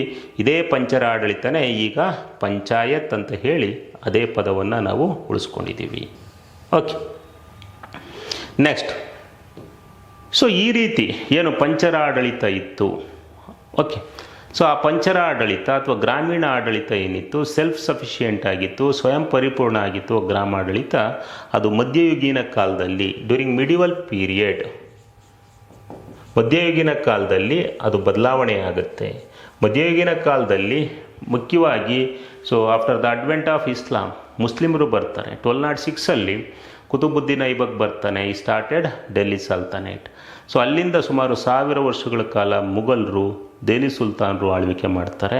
ಅವರು they introduced Persian administration system in India. Persian ಆಡಳಿತ ಮಾದರಿಯನ್ನು ಭಾರತದಲ್ಲಿ ಜಾರಿಗೆ ತರ್ತಾರೆ.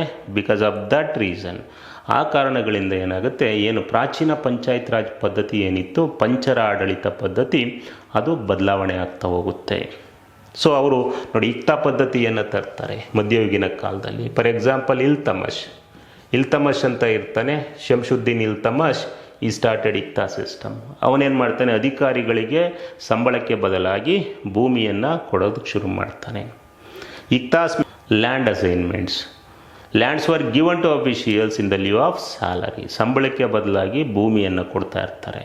ಹಾಗಾಗಿ ಭೂಮಿಯನ್ನು ಕಿತ್ಕೊಂಡು ಅಧಿಕಾರಿಗಳಿಗೆ ಹಂಚ್ತಾನೆ. ಆ ಪದ್ಧತಿಯಿಂದ ಬದಲಾಗುತ್ತೆ. And they introduced jagirdari system.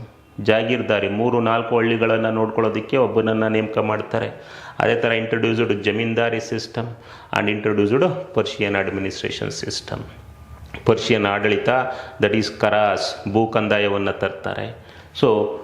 ಇವೆಲ್ಲ ಕಾರಣಗಳಿಂದ ಮಧ್ಯಯುಗೀನ ಕಾಲದಲ್ಲಿ ಏನಾಗುತ್ತೆ, ಪ್ರಾಚೀನ ಪಂಚಾಯತ್ ರಾಜ್ ಪದ್ಧತಿ ಅವನತಿ ಆರಂಭ ಆಗುತ್ತೆ. ಅವನತಿ ಕಂಪ್ಲೀಟ್ ಆಗಲ್ಲ, ಪ್ರಾಚೀನ ಪಂಚಾಯತ್ ರಾಜ್ ಪದ್ಧತಿಯ ಪ್ರಾರಂಭ ಆಗುತ್ತೆ ಮಧ್ಯಯುಗೀನ ಕಾಲದಲ್ಲಿ ಆಫ್ಟರ್ ದ ಅಡ್ವೆಂಟ್ ಆಫ್ ಇಸ್ಲಾಂ ಭಾರತಕ್ಕೆ, ಮುಸ್ಲಿಮರು ಭಾರತಕ್ಕೆ ಬಂದ ನಂತರ. ಇದು ಮಧ್ಯಯುಗೀನ ಕಾಲದಲ್ಲಿ ಆರಂಭ ಆಗುತ್ತೆ. ಮುಂದೆ ಬ್ರಿಟಿಷರ ಕಾಲದಲ್ಲಿ ಸಂಪೂರ್ಣ ಅವನತಿ ಆಗುತ್ತೆ.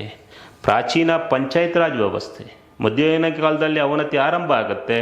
ಬ್ರಿಟಿಷರ ಕಾಲದಲ್ಲಿ ಸಂಪೂರ್ಣ ಪ್ರಾಚೀನ ಪಂಚಾಯತ್ ಆಡಳಿತ ಅಂತ ಏನಿರುತ್ತೆ, ಗೌಡ, ಶಾನ್ಭೋಗ, ಕುಲಕರ್ಣಿ, ತಲವಾರ, ಅವರ ಆಡಳಿತ ಸಂಪೂರ್ಣವಾಗಿ ನಶಿಸಿ ಹೋಗುತ್ತೆ ಬ್ರಿಟಿಷರ ಕಾಲದಲ್ಲಿ.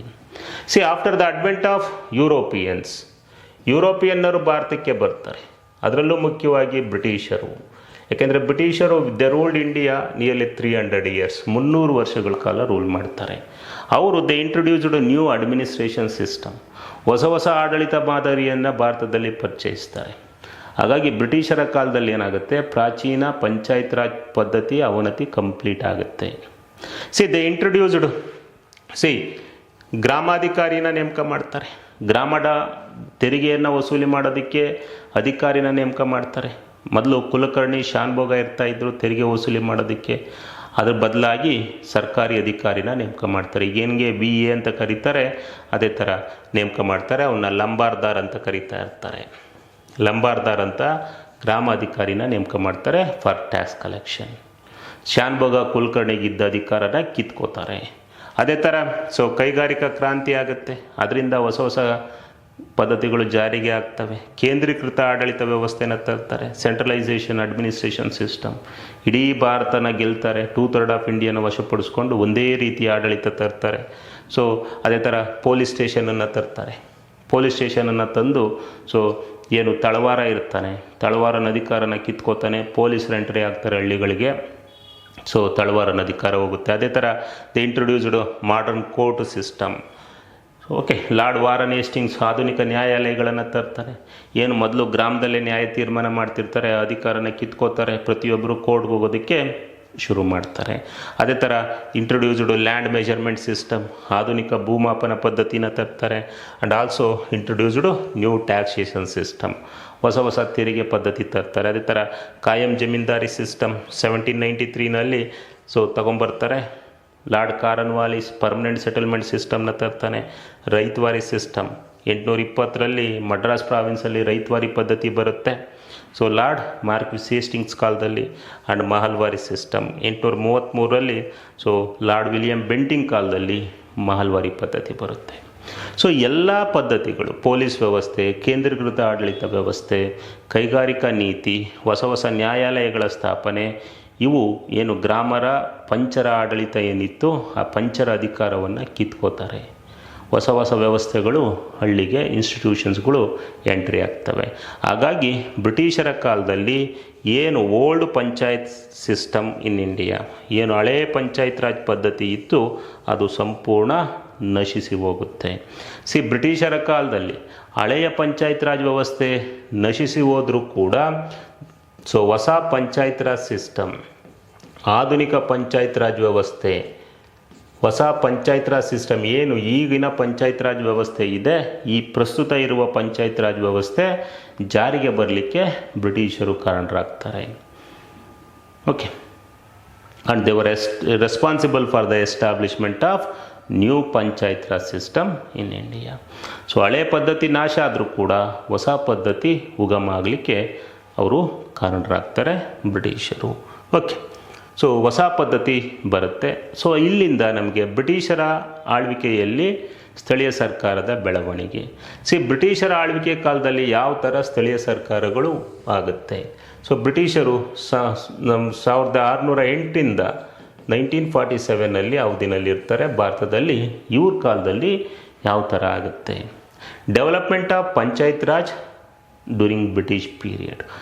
ಬ್ರಿಟಿಷರ ಕಾಲದಲ್ಲಿ ಐ ಟೋಲ್ಡ್ ಯು, ಹಳೆಯ ಪಂಚಾಯತ್ ರಾಜ್ ವ್ಯವಸ್ಥೆ ನಾಶ ಆಗುತ್ತೆ ಸಂಪೂರ್ಣವಾಗಿ, ಆದರೆ ಹೊಸ ಪಂಚಾಯತ್ ರಾಜ್ ವ್ಯವಸ್ಥೆ ಉಗಮ ಆಗಲಿಕ್ಕೆ ಬ್ರಿಟಿಷರು ಕಾರಣರಾಗ್ತಾರೆ. ಯಾವ ಥರ ಆಗುತ್ತೆ ನೋಡಿ. ಬ್ರಿಟಿಷರ ಕಾಲದಲ್ಲಿ ಬ್ರಿಟಿಷರು ಸಾಮಾನ್ಯವಾಗಿ 1608 ನೀವು ತೆಗೆದುಕೋಬೋದು, ಅಥವಾ 1757 after the battle of Plassey ಕದನದಿಂದ 1947 ಅಲ್ಲಿವರೆಗಿಂದಲೂ ತಗೋಬೋದು. ಈ ಬ್ರಿಟಿಷರ ಕಾಲದಲ್ಲಿ ಯಾವ ಥರ ಆಗುತ್ತೆ ಪಂಚಾಯತ್ ರಾಜು. ಮೊದಲು ಬ್ರಿಟಿಷರ ಕಾಲದಲ್ಲಿ ನಾನು ಹೇಳಿದೆ 2 ರೀತಿಯ ಸ್ಥಳೀಯ ಸರ್ಕಾರಗಳಿರುತ್ತೆ, ನಗರ ಸ್ಥಳೀಯ ಸಂಸ್ಥೆ, ಗ್ರಾಮೀಣ ಸ್ಥಳೀಯ ಸಂಸ್ಥೆ. ಬ್ರಿಟಿಷರು ಮೊದಲು ನಗರ ಸ್ಥಳೀಯ ಸಂಸ್ಥೆಗಳನ್ನು ಪ್ರಾರಂಭ ಮಾಡ್ತಾರೆ, ನಂತರ ಗ್ರಾಮೀಣ ಸ್ಥಳೀಯ ಸಂಸ್ಥೆಗಳನ್ನು ಪ್ರಾರಂಭ ಮಾಡ್ತಾರೆ. ಯಾಕೆಂದರೆ ಮೊದಲು ಬ್ರಿಟಿಷರು ಇದ್ದಿದ್ದು ನಗರ ಪ್ರದೇಶಗಳಲ್ಲಿ, ಬಾಂಬೆ, ಮಡ್ರಾಸ್, ಕಲ್ಕತ್ತಾ ಈ ಥರ ನಗರ ಪ್ರದೇಶಗಳಿರ್ತಾರೆ. ಹಾಗಾಗಿ ಮೊದಲು ನಗರ ಸ್ಥಳೀಯ ಸಂಸ್ಥೆಗಳನ್ನು ಅವರು ಪ್ರಾರಂಭ ಮಾಡ್ತಾರೆ. ಓಕೆ ನೋಡಿ, 1687 ಅವರು ಮುನ್ಸಿಪಲ್ ಕಾರ್ಪೊರೇಷನ್ಸ್ಗಳನ್ನು ಮೊದಲು ಮುನ್ಸಿಪಲ್ ಕಾರ್ಪೊರೇಷನ್ ಅಂದ್ರೇನು, ಅರ್ಬನ್ ಲೋಕಲ್ ಗೌರ್ನಮೆಂಟ್, ನಗರ ಸ್ಥಳೀಯ ಸಂಸ್ಥೆಗಳನ್ನು ಪ್ರಾರಂಭ ಮಾಡ್ತಾರೆ. ಇನ್ 1687 ಮಡ್ರಾಸಲ್ಲಿ they established Madras municipal corporation. Madras municipal ಕಾರ್ಪೊರೇಷನನ್ನು ಪ್ರಾರಂಭ ಮಾಡ್ತಾರೆ. ಇಲ್ಲಿಂದ ಭಾರತದಲ್ಲಿ ಬ್ರಿಟಿಷರ ಕಾಲದಲ್ಲಿ ಸ್ಥಳೀಯ ಸರ್ಕಾರಗಳ ಬೆಳವಣಿಗೆ ಆರಂಭ ಆಗುತ್ತೆ. ನಂತರ ಇನ್ 1726 they established 2 more municipal corporations, one at Mumbai and one at Calcutta. 1687 ಮಡ್ರಾಸಲ್ಲಿ ಪ್ರಾರಂಭ ಮಾಡ್ತಾರೆ, 1726 ಮುಂಬೈ ಮತ್ತು ಕಲ್ಕತ್ತಾದಲ್ಲಿ ಮುನ್ಸಿಪಲ್ ಕಾರ್ಪೊರೇಷನ್ಗಳನ್ನು ಸ್ಥಾಪನೆ ಮಾಡ್ತಾರೆ. ಇಲ್ಲಿಂದ ಸ್ಥಳೀಯ ಸರ್ಕಾರಗಳ ಬೆಳವಣಿಗೆ ಬ್ರಿಟಿಷರ ಕಾಲದಲ್ಲಿ ಪ್ರಾರಂಭ ಆಗುತ್ತೆ. ನಂತರ in 1861 they passed Indian council act, ಭಾರತೀಯ ಕೌನ್ಸಿಲ್ ಕಾಯ್ದೆಯನ್ನು ತಗೊಂಬರ್ತಾರೆ, Indian council act. This Indian council act also called decentralisation act, ವಿಕೇಂದ್ರೀಕೃತ ಕಾಯ್ದೆ ಅಂತ ಕೂಡ ಕರೀತಾರೆ.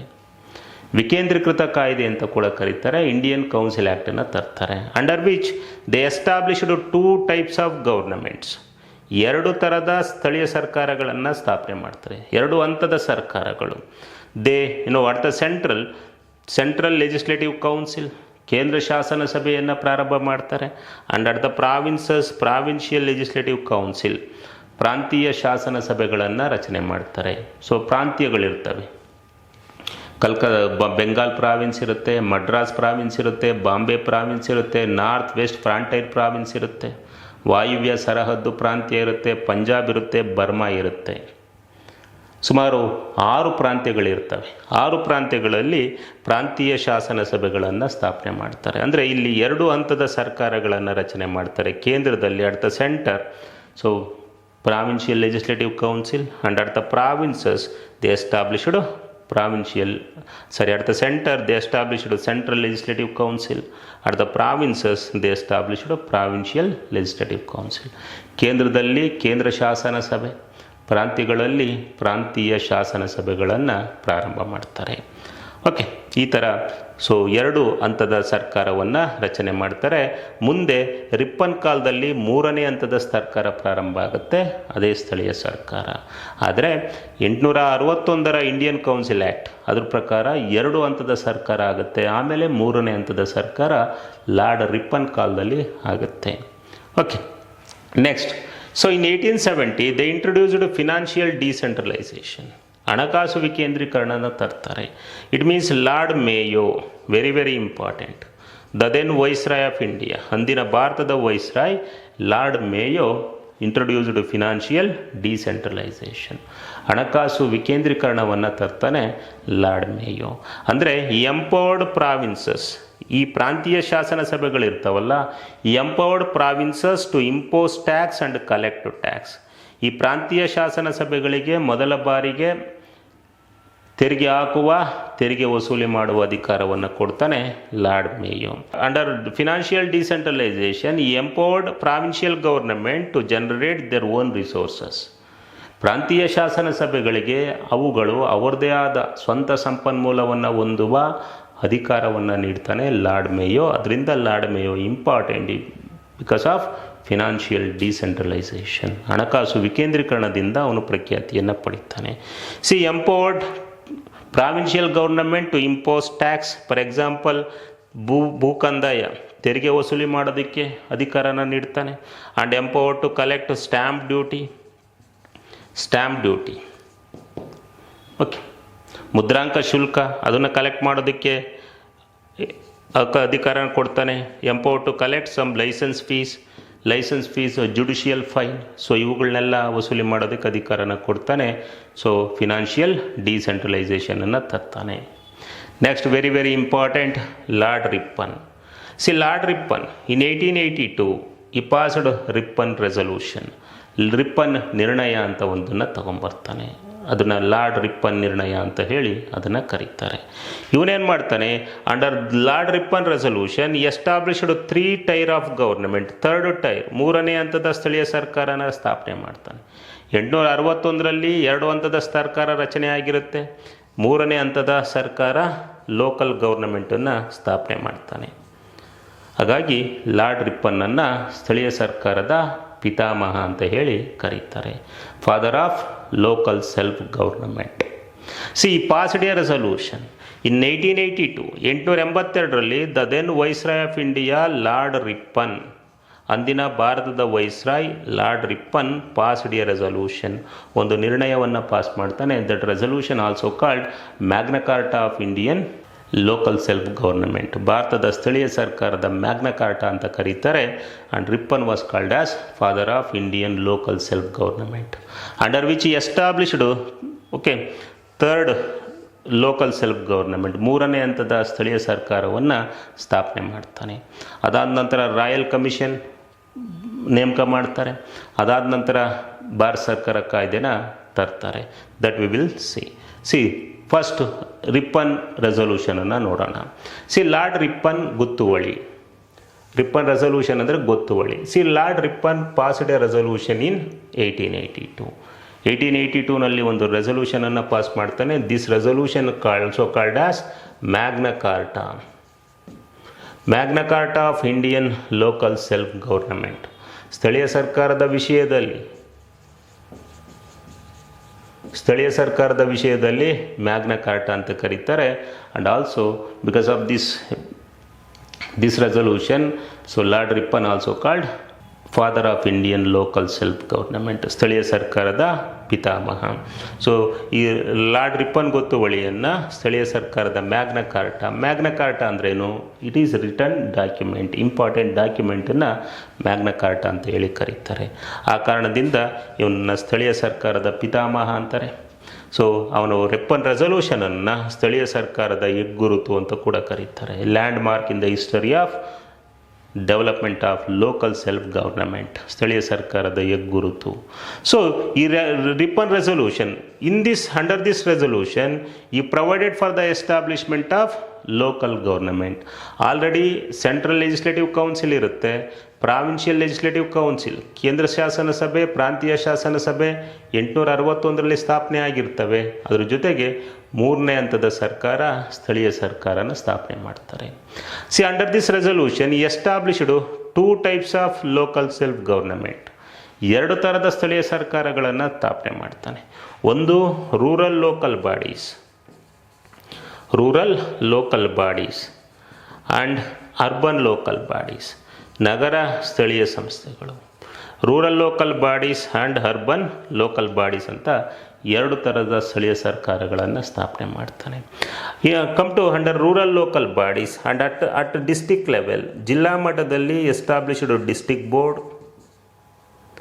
ಡಿಸ್ಟಿಕ್ ಬೋರ್ಡ್ಗಳನ್ನು ಸ್ಥಾಪನೆ ಮಾಡ್ತಾನೆ, ಜಿಲ್ಲಾ ಬೋರ್ಡ್ಗಳನ್ನು. And at taluk level established taluk ಬೋರ್ಡ್ಗಳನ್ನು ಸ್ಥಾಪನೆ ಮಾಡ್ತಾನೆ. ಇದು ಗ್ರಾಮೀಣ ಸ್ಥಳೀಯ ಸಂಸ್ಥೆಗಳು. ಆಗ ಇನ್ನು ಗ್ರಾಮ ಪಂಚಾಯಿತಿಗಳು ಸ್ಥಾಪನೆ ಆಗಿರಲ್ಲ. ಗ್ರಾಮೀಣ ಸ್ಥಳೀಯ ಸಂಸ್ಥೆಗಳಲ್ಲಿ ಲಾರ್ಡ್ ರಿಪ್ಪನ್ 2 ಥರದ ಸ್ಥಳೀಯ ಸಂಸ್ಥೆಗಳನ್ನು ಸ್ಥಾಪನೆ ಮಾಡ್ತಾನೆ. ಜಿಲ್ಲಾ ಮಟ್ಟದಲ್ಲಿ ಜಿಲ್ಲಾ ಬೋರ್ಡ್ಗಳು, ತಾಲೂಕು ಮಟ್ಟದಲ್ಲಿ ತಾಲೂಕ್ ಬೋರ್ಡ್ಸ್. ಅದೇ ಥರ also established urban local bodies established in cities and towns. ನಗರ ಪ್ರದೇಶಗಳಲ್ಲಿ, ಸಿಟಿ ಮತ್ತು ಟೌನ್ಗಳಲ್ಲಿ ಎಸ್ಟಾಬ್ಲಿಷ್ಡ್ ಅರ್ಬನ್ ಲೋಕಲ್ ಬಾಡೀಸ್. ಅಂದರೆ ಈಗ ಏನು ಪುರಸಭಾ, ನಗರಸಭಾ, ಅದ್ರ ಬೆಳವಣಿಗೆನೂ ಕೂಡ ಲಾರ್ಡ್ ರಿಪ್ಪನ್ ಕಾಲದಲ್ಲಿ ಪ್ರಾರಂಭ ಆಗುತ್ತೆ. ನೋಡಿ, this rural local bodies and urban local bodies, ನಗರ ಸ್ಥಳೀಯ ಸಂಸ್ಥೆ ಮತ್ತು ಗ್ರಾಮೀಣ ಸ್ಥಳೀಯ ಸಂಸ್ಥೆಗಳು 2 ಥರದ ಸದಸ್ಯರನ್ನು ಹೊಂದಿರ್ತವೆ. Consisted 2 types of members. So ಒಂದು official members and non official members. Official members ಅಂದರೆ ದೇವರ್ ಬ್ರಿಟಿಷ್. ಅಧಿಕಾರಿ ಪ್ರತಿನಿಧಿಗಳು, ಅಧಿಕಾರೇತರ ಪ್ರತಿನಿಧಿಗಳು ಅಂತ 2 ಥರದ ಸದಸ್ಯರನ್ನು ಹೊಂದಿರ್ತವೆ. See both urban and rural local bodies had both official and non official members. ಅಧಿಕಾರೇತರ ಪ್ರತಿನಿಧಿಗಳು ಅಂತ 2 ಥರ ಸದಸ್ಯರನ್ನು ಹೊಂದಿರ್ತಾರೆ. ಅಧಿಕಾರಿ ಪ್ರತಿನಿಧಿಗಳು, ಅಫಿಷಿಯಲ್ ಮೆಂಬರ್ಸ್ ಅಂದರೆ ದೇವರ್ ಬ್ರಿಟಿಷ್ ಆ್ಯಂಡ್ ದೇವರ್ ನಾಮಿನೇಟೆಡ್. ಅವರು ನಾಮನಿರ್ದೇಶನ ಆಗ್ತಿರ್ತಾರೆ, ಅವರು 1/3 ಇರ್ತಾರೆ. ಸೊ 1/3 ಭಾಗದಷ್ಟು ಬ್ರಿಟಿಷ್ ಸದಸ್ಯರಿರ್ತಾರೆ. ಸ್ಥಳೀಯ ಸರ್ಕಾರಗಳಲ್ಲಿ ಅವನ ಅಧಿಕಾರ ಪ್ರತಿನಿಧಿಗಳು ಅಂತಾರೆ, ಅವರು ಚುನಾಯಿತರಾಗ್ತಿರಲ್ಲ, ನಾಮನಿರ್ದೇಶನ ಆಗ್ತಿರ್ತಾರೆ. ಇನ್ನು 2/3 ನಾನ್ ಅಫಿಷಿಯಲ್ ಮೆಂಬರ್ಸ್ ಅಂದರೆ ಅಧಿಕಾರೇತರ ಪ್ರತಿನಿಧಿಗಳು, ದೇವರ್ ಇಂಡಿಯನ್ಸ್, ಅವರು ಭಾರತೀಯರಾಗಿರ್ತಾರೆ. ಆ್ಯಂಡ್ ದೇವರ್ ಎಲೆಕ್ಟೆಡ್, ಚುನಾಯಿತರಾಗ್ತಾರೆ. ಅವರೆಷ್ಟು ಜನ ಇರ್ತಾರೆ? 2/3. ಅಂದರೆ ಹೆಚ್ಚಿನ ಸಂಖ್ಯೆಯಲ್ಲಿ ಭಾರತೀಯ ಪ್ರತಿನಿಧಿಗಳಿರ್ತಾರೆ. ಇನ್ ದಿಸ್ ವೇ 2ರಲ್ಲೂ ಕೂಡ ಅಫಿಷಿಯಲ್, ನಾನ್ ಅಫಿಷಿಯಲ್, ಅಧಿಕಾರೇತರ ಸದಸ್ಯರನ್ನು ತರ್ತಾನೆ. ಅದರಲ್ಲಿ ಅಧಿಕಾರೇತರ, ನಾನ್ ಅಫಿಷಿಯಲ್ ಮೆಂಬರ್ ಜಾಸ್ತಿ ಇರ್ತಾರೆ, ಅವರು ದೇವರ್ ಎಲೆಕ್ಟೆಡ್. ಆಮೇಲೆ ಆ ಸ್ಥಳೀಯ, ಈಗ district board, taluk board, urban local bodies, ಅದರ ಅಧ್ಯಕ್ಷ ಕೂಡ ನಾನ್ ಅಫಿಷಿಯಲ್ಲೇ ಆಗಿರಬೇಕು ಅಂತ ಹೇಳ್ತಾನೆ. ಅಂದರೆ ಸ್ಥಳೀಯ ಸಂಸ್ಥೆಗಳ ಅಧ್ಯಕ್ಷ ಕೂಡ ಅಧಿಕಾರೇತರ ಸದಸ್ಯ ಆಗಬೇಕು. ಇಡೀ ಭಾರತದಾದ್ಯಂತ ಸ್ಥಳೀಯ ಸಂಸ್ಥೆಗಳನ್ನು ಸ್ಥಾಪನೆ ಮಾಡಬೇಕು ಅಂತಲೇ. ಸೊ ಇವನು 2 ಥರ ಸ್ಥಳೀಯ ಸಂಸ್ಥೆಗಳನ್ನು ಸ್ಥಾಪನೆ ಮಾಡ್ತಾನೆ, rural local bodies, urban local bodies under lord Ripon resolution. Rural local ಬಾಡೀಸಲ್ಲಿ ಡಿಸ್ಟಿಕ್ ಬೋರ್ಡ್, ತಾಲೂಕ್ ಬೋರ್ಡ್ಗಳನ್ನು ಸ್ಥಾಪನೆ ಮಾಡ್ತಾನೆ. Urban local bodies established in cities and towns. Because of that reason lord Ripon was called as father of Indian local self government. ಸ್ಥಳೀಯ ಸರ್ಕಾರದ ಪಿತಾಮಹ ಅಂತಾರೆ. And is resolution also called, lord Ripon resolution also called landmark in the history of local self government in India. ಭಾರತದಲ್ಲಿ ಸ್ಥಳೀಯ ಸರ್ಕಾರದ ಹೆಗ್ಗುರುತು ಅಂತ ಕರೀತಾರೆ. And also Magna Carta in the history of local self government, ಸ್ಥಳೀಯ ಸರ್ಕಾರದ ಹೆಗ್ಗುರುತು ಅಂತ ಹೇಳಿ ಕರೀತಾರೆ. ಇಷ್ಟೆಲ್ಲ ಆಗುತ್ತೆ ರಿಪ್ಪನ್ ಗೊತ್ತುವಳಿಯಿಂದ. ಸೊ ಸ್ಥಳೀಯ ಸರ್ಕಾರಗಳ ಸ್ಥಾಪನೆಗೆ ಅಡಿಗಲ್ಲನ್ನು ಹಾಕ್ತಾನೆ Ripon. Okay, so this is Ripon resolution. After Ripon resolution, Ripon ಕಾಲದಲ್ಲಿ ಗ್ರಾಮೀಣ ಸ್ಥಳೀಯ ಸಂಸ್ಥೆಗಳು ಬಂದಿರುತ್ತೆ. ಗ್ರಾಮ ಮಟ್ಟದಲ್ಲಿ ಅಥವಾ ಗ್ರಾಮೀಣದಲ್ಲಿ ಜಿಲ್ಲಾ ಮಟ್ಟದಲ್ಲಿ ಜಿಲ್ಲಾ ಬೋರ್ಡ್, ತಾಲೂಕು ಮಟ್ಟದಲ್ಲಿ ತಾಲೂಕು ಬೋರ್ಡ್ ಬಂದಿರುತ್ತೆ. ಮತ್ತು ನಗರ ಪ್ರದೇಶಗಳಲ್ಲಿ ನಗರ ಸ್ಥಳೀಯ ಸಂಸ್ಥೆಗಳು ಬರುತ್ತೆ. ಅವುಗಳಿಗೆ ಎನ್ಹಾನ್ಸ್ ಅಂದರೆ ಸ್ಟ್ರೆಂಥನ್ ಮಾಡೋದಕ್ಕೆ in 1907 royal commission was appointed. Royal ಕಮಿಷನನ್ನು ನೇಮಕ ಮಾಡ್ತಾರೆ the then viceroy of India lord Minto second. Lord Minto second ಅಂತ ಇರ್ತಾನೆ ಅಂದಿನ ಭಾರತದ viceroy. To strengthen panchayat raj system or local self government in India appointed royal commission. So royal ಕಮಿಷನನ್ನು ನೇಮಕ ಮಾಡ್ತಾನೆ under the chairmanship of Hobhouse. Hobhouse ಅಂತ ಇರ್ತಾನೆ. Hobhouse ನೇತೃತ್ವದಲ್ಲಿ ಸಮಿತಿಯನ್ನು ನೇಮಕ ಮಾಡ್ತಾನೆ. This committee also called Hobhouse committee ಅಥವಾ ಅಬ್ಬೌಸ್ ಸಮಿತಿ ಅಂತ ಕರೀತಾರೆ. ಈ ಅಬ್ಬೌಸ್ ಸಮಿತಿನಲ್ಲಿ ಇಂಡಿಯನ್ ಮೆಂಬರು ಕೂಡ ಇರ್ತಾರೆ, ಆರ್ ಸಿ ದತ್, ರಮೇಶ್ ಚಂದ್ರ ದತ್ ಅಂತ. ಸೊ ಭಾರತೀಯ ಒಬ್ಬ ಸದಸ್ಯ ಕೂಡ ಇರ್ತಾರೆ. ಸೊ ಆ ಅಬ್ಬೌಸ್ ಕಮಿಟಿ ಏನು to strengthen local self government in 1907 lord Minto appointed royal commission under the chairmanship of Hobhouse. Hobhouse ನೇತೃತ್ವದಲ್ಲಿ ರಾಯಲ್ ಕಮಿಷನನ್ನು ನೇಮಕ ಮಾಡ್ತಾನೆ. ಆ ರಾಯಲ್ ಕಮಿಷನ್ ಏನೆಲ್ಲ ಹೇಳುತ್ತೆ? It submitted recommendations. ಏನಂತ ಹೇಳುತ್ತೆ? ಇಡೀ ಭಾರತದಾದ್ಯಂತ ಸ್ಥಳೀಯ ಸಂಸ್ಥೆಗಳನ್ನು ಸ್ಥಾಪನೆ ಮಾಡಬೇಕು. Local government should B established across India and they were given more power. ಈ ಸ್ಥಳೀಯ ಸಂಸ್ಥೆಗಳಿಗೆ ಹೆಚ್ಚಿನ ಅಧಿಕಾರವನ್ನು ಕೊಡಬೇಕು. ಅಂದರೆ government control should be reduced. ಸರ್ಕಾರದ ನಿಯಂತ್ರಣ ಸ್ಥಳೀಯ ಸಂಸ್ಥೆಗಳ ಮೇಲೆ ಇರಬಾರ್ದು, ಕಡಿಮೆ ಮಾಡಬೇಕು ಅಂತ ಅವನು ಹೇಳ್ತಾ ಹೋಗ್ತಾನೆ. ಆಮೇಲೆ ಈ ಸ್ಥಳೀಯ ಸಂಸ್ಥೆಗಳಿಗೆ ಮತದಾರರ ಸಂಖ್ಯೆಯನ್ನು ಹೆಚ್ಚಿಸಬೇಕು, ವೋಟರ್ಸನ್ನು ಹೆಚ್ಚಿಸಬೇಕು ಅಂತ ಹೇಳ್ತಾನೆ. And they should be given financial resources. ಹೆಚ್ಚಿನ ಆದಾಯ ಮೂಲಗಳನ್ನು ಸ್ಥಳೀಯ ಸಂಸ್ಥೆಗಳಿಗೆ ಕೊಡಬೇಕು ಅಂತ ಹೇಳಿ ಅವನು ಅಬ್ಬೌಸ್ ಕಮಿಟಿ ಶಿಫಾರಸನ್ನು ಕೊಡುತ್ತೆ. ಸೊ ರಾಯಲ್ ಕಮಿಷನನ್ನು ನೇಮಕ ಮಾಡ್ತಾರೆ. Next in 1919 British government passed government of India act 1919. ಭಾರತ ಸರ್ಕಾರ ಕಾಯ್ದೆ 1919 ತರುತ್ತೆ. This act also called Montagu Chelmsford reforms. Montagu Chelmsford ಸುಧಾರಣೆಗಳು ಅಂತ ಹೇಳಿ ಸುಧಾರಣೆಗಳು ಅಂತ ಕೂಡ ಅದನ್ನು ಕರೀತಾರೆ. ಇದರಲ್ಲಿ ಕೂಡ ಸ್ಥಳೀಯ ಸಂಸ್ಥೆಗಳಿಗೆ ಸಂಬಂಧಪಟ್ಟಂತೆ ಕೆಲವು ಶಿಫಾರಸನ್ನು ಮಾಡುತ್ತೆ ಈ ಕಾಯ್ದೆ. ಸೊ ಇವನ್ ದೋ ಡಿಸ್ಎಸ್ಟಾಬ್ಲಿಷ್ಡ್ ಡಯಾರ್ಕಿ ಎಟ್ ದ ಪ್ರಾವಿನ್ಸಸ್. ಪ್ರಾಂತ್ಯಗಳಲ್ಲಿ ದ್ವಿಸರ್ಕಾರನ ಸ್ಥಾಪನೆ ಮಾಡಿದರೂ ಕೂಡ ಸೊ ಅದು ಸ್ಥಳೀಯ ಸಂಸ್ಥೆಗಳಿಗೆ ಸಂಬಂಧಪಟ್ಟಂತೆ ಕೆಲವೊಂದು ಅಂಶಗಳನ್ನು ಹೇಳುತ್ತೆ. ಏನು? ಇನ್ನೂ ಹೆಚ್ಚಿನ ಸಂಖ್ಯೆಯಲ್ಲಿ ಸ್ಥಳೀಯ ಸಂಸ್ಥೆಗಳನ್ನು ಎಸ್ಟಾಬ್ಲಿಷ್ ಮಾಡಬೇಕು, ಮತದಾರರ ಸಂಖ್ಯೆಯನ್ನು ಹೆಚ್ಚಳ ಮಾಡಬೇಕು. ಸೊ ನಾನ್ ಅಫಿಷಿಯಲ್ ಮೆಂಬರ್ಸ್, ಅಧಿಕಾರೇತರ ಸದಸ್ಯರು ಜಾಸ್ತಿ ಇರಬೇಕು. And this local government should be given financial resources or financial powers. ಸ್ಥಳೀಯ ಸಂಸ್ಥೆಗಳಿಗೆ ಹಣಕಾಸು ಅಧಿಕಾರಗಳನ್ನು ಕೊಡಬೇಕು. They were empowered to generate their own resources. ತಮ್ಮದೇ ಆದ ಸ್ವಂತ ಸಂಪನ್ಮೂಲಗಳನ್ನು ಅವು ಸ್ಥಾಪನೆ ಮಾಡ್ಕೊಳ್ಳೋದಕ್ಕೆ ಅದಕ್ಕೆ ಅಧಿಕಾರವನ್ನು ನೀಡಬೇಕು. And they were empowered to impose tax and collect tax. ತೆರಿಗೆ ಹಾಕುವ, ತೆರಿಗೆ ವಿಧಿಸುವ ಅಧಿಕಾರವನ್ನು ಕೊಡಬೇಕು. ಎಕ್ಸಾಮಲ್ಲಿ ಕೇಳ್ತಾರೆ, ಯಾವ ಕಾಯ್ದೆ ಸ್ಥಳೀಯ ಸಂಸ್ಥೆಗಳಿಗೆ ತೆರಿಗೆಯನ್ನು ಹಾಕುವ, ವಿಧಿಸುವ ಅಧಿಕಾರವನ್ನು ನೀಡಬೇಕು ಅಂತ ಹೇಳ್ತು ಅಂದರೆ so government of India act 1919. ಭಾರತ ಸರ್ಕಾರ ಕಾಯ್ದೆ 1919. ಓಕೆ, ಅದರಿಂದ ಭಾರತ ಸರ್ಕಾರ ಕಾಯ್ದೆ 1919 ಇಂಪಾರ್ಟೆಂಟ್. ಏನಕ್ಕೆ ಅಂದರೆ ಸ್ಥಳೀಯ ಸಂಸ್ಥೆಗಳಿಗೆ ಏನು ಲಾರ್ಡ್ ರಿಪ್ಪನ್ ಕಾಲದಲ್ಲಿ district board, taluk board, urban local bodies ಪ್ರಾರಂಭ ಆಗಿದ್ವು. ಅವುಗಳಿಗೆ ತೆರಿಗೆ ಹಾಕೋದಕ್ಕೆ, ತೆರಿಗೆ ವಸೂಲಿ ಮಾಡೋದಕ್ಕೆ ಅಧಿಕಾರ ಕೊಡಬೇಕು ಮತ್ತು ಸರ್ಕಾರದ ನಿಯಂತ್ರಣ ಕಮ್ಮಿ ಮಾಡಬೇಕು. ತನ್ನದೇ ಆದ ಸಂಪನ್ಮೂಲನ ಹೊಂದೋದಕ್ಕೆ ಅವಕಾಶ ಮಾಡಿಕೊಡ್ಬೇಕು. ಸೊ ಮತದಾರರ ಸಂಖ್ಯೆಯನ್ನು ಸ್ಥಳೀಯ ಸಂಸ್ಥೆಗಳಿಗೆ ಹೆಚ್ಚಳ ಮಾಡಬೇಕು. ಸೊ ಅಧಿಕಾರೇತರ ಪ್ರತಿನಿಧಿಗಳು, ನಾನ್ ಅಫಿಷಿಯಲ್ ಮೆಂಬರ್ಸು ಜಾಸ್ತಿ ಇರಬೇಕು ಅಂತ ಹೇಳಿ ಅದು ವರದಿಯನ್ನು ಭಾರತ ಸರ್ಕಾರ ಕಾಯ್ದೆ 1919 ಹೇಳುತ್ತೆ ಸ್ಥಳೀಯ ಸರ್ಕಾರಗಳಿಗೆ ಸಂಬಂಧಪಟ್ಟಂತೆ. ಸೊ ಈ ಥರ ಬರ್ತ್ and evolution of panchayat raj system in during British rule. British ಕಾಲದಲ್ಲಿ ಯಾವ ಥರ ಆಯಿತು, ಇದೇ ಪದ್ಧತಿ 1915ವರೆಗೂ ಇರುತ್ತೆ, ಅಪ್ ಟು ಇಂಡಿಪೆಂಡೆನ್ಸ್ ಬರೋವರೆಗೂ ಇರುತ್ತೆ. ಆ ನಂತರ ಸ್ವಾತಂತ್ರ್ಯ ನಂತರ ಯಾವ ಥರ ಆಯಿತು, ಸೊ ಆಫ್ಟರ್ ಇಂಡಿಪೆಂಡೆನ್ಸ್ ಯಾವ ಥರ ಆಯಿತು ಅನ್ನೋದನ್ನು that we will discuss in next class.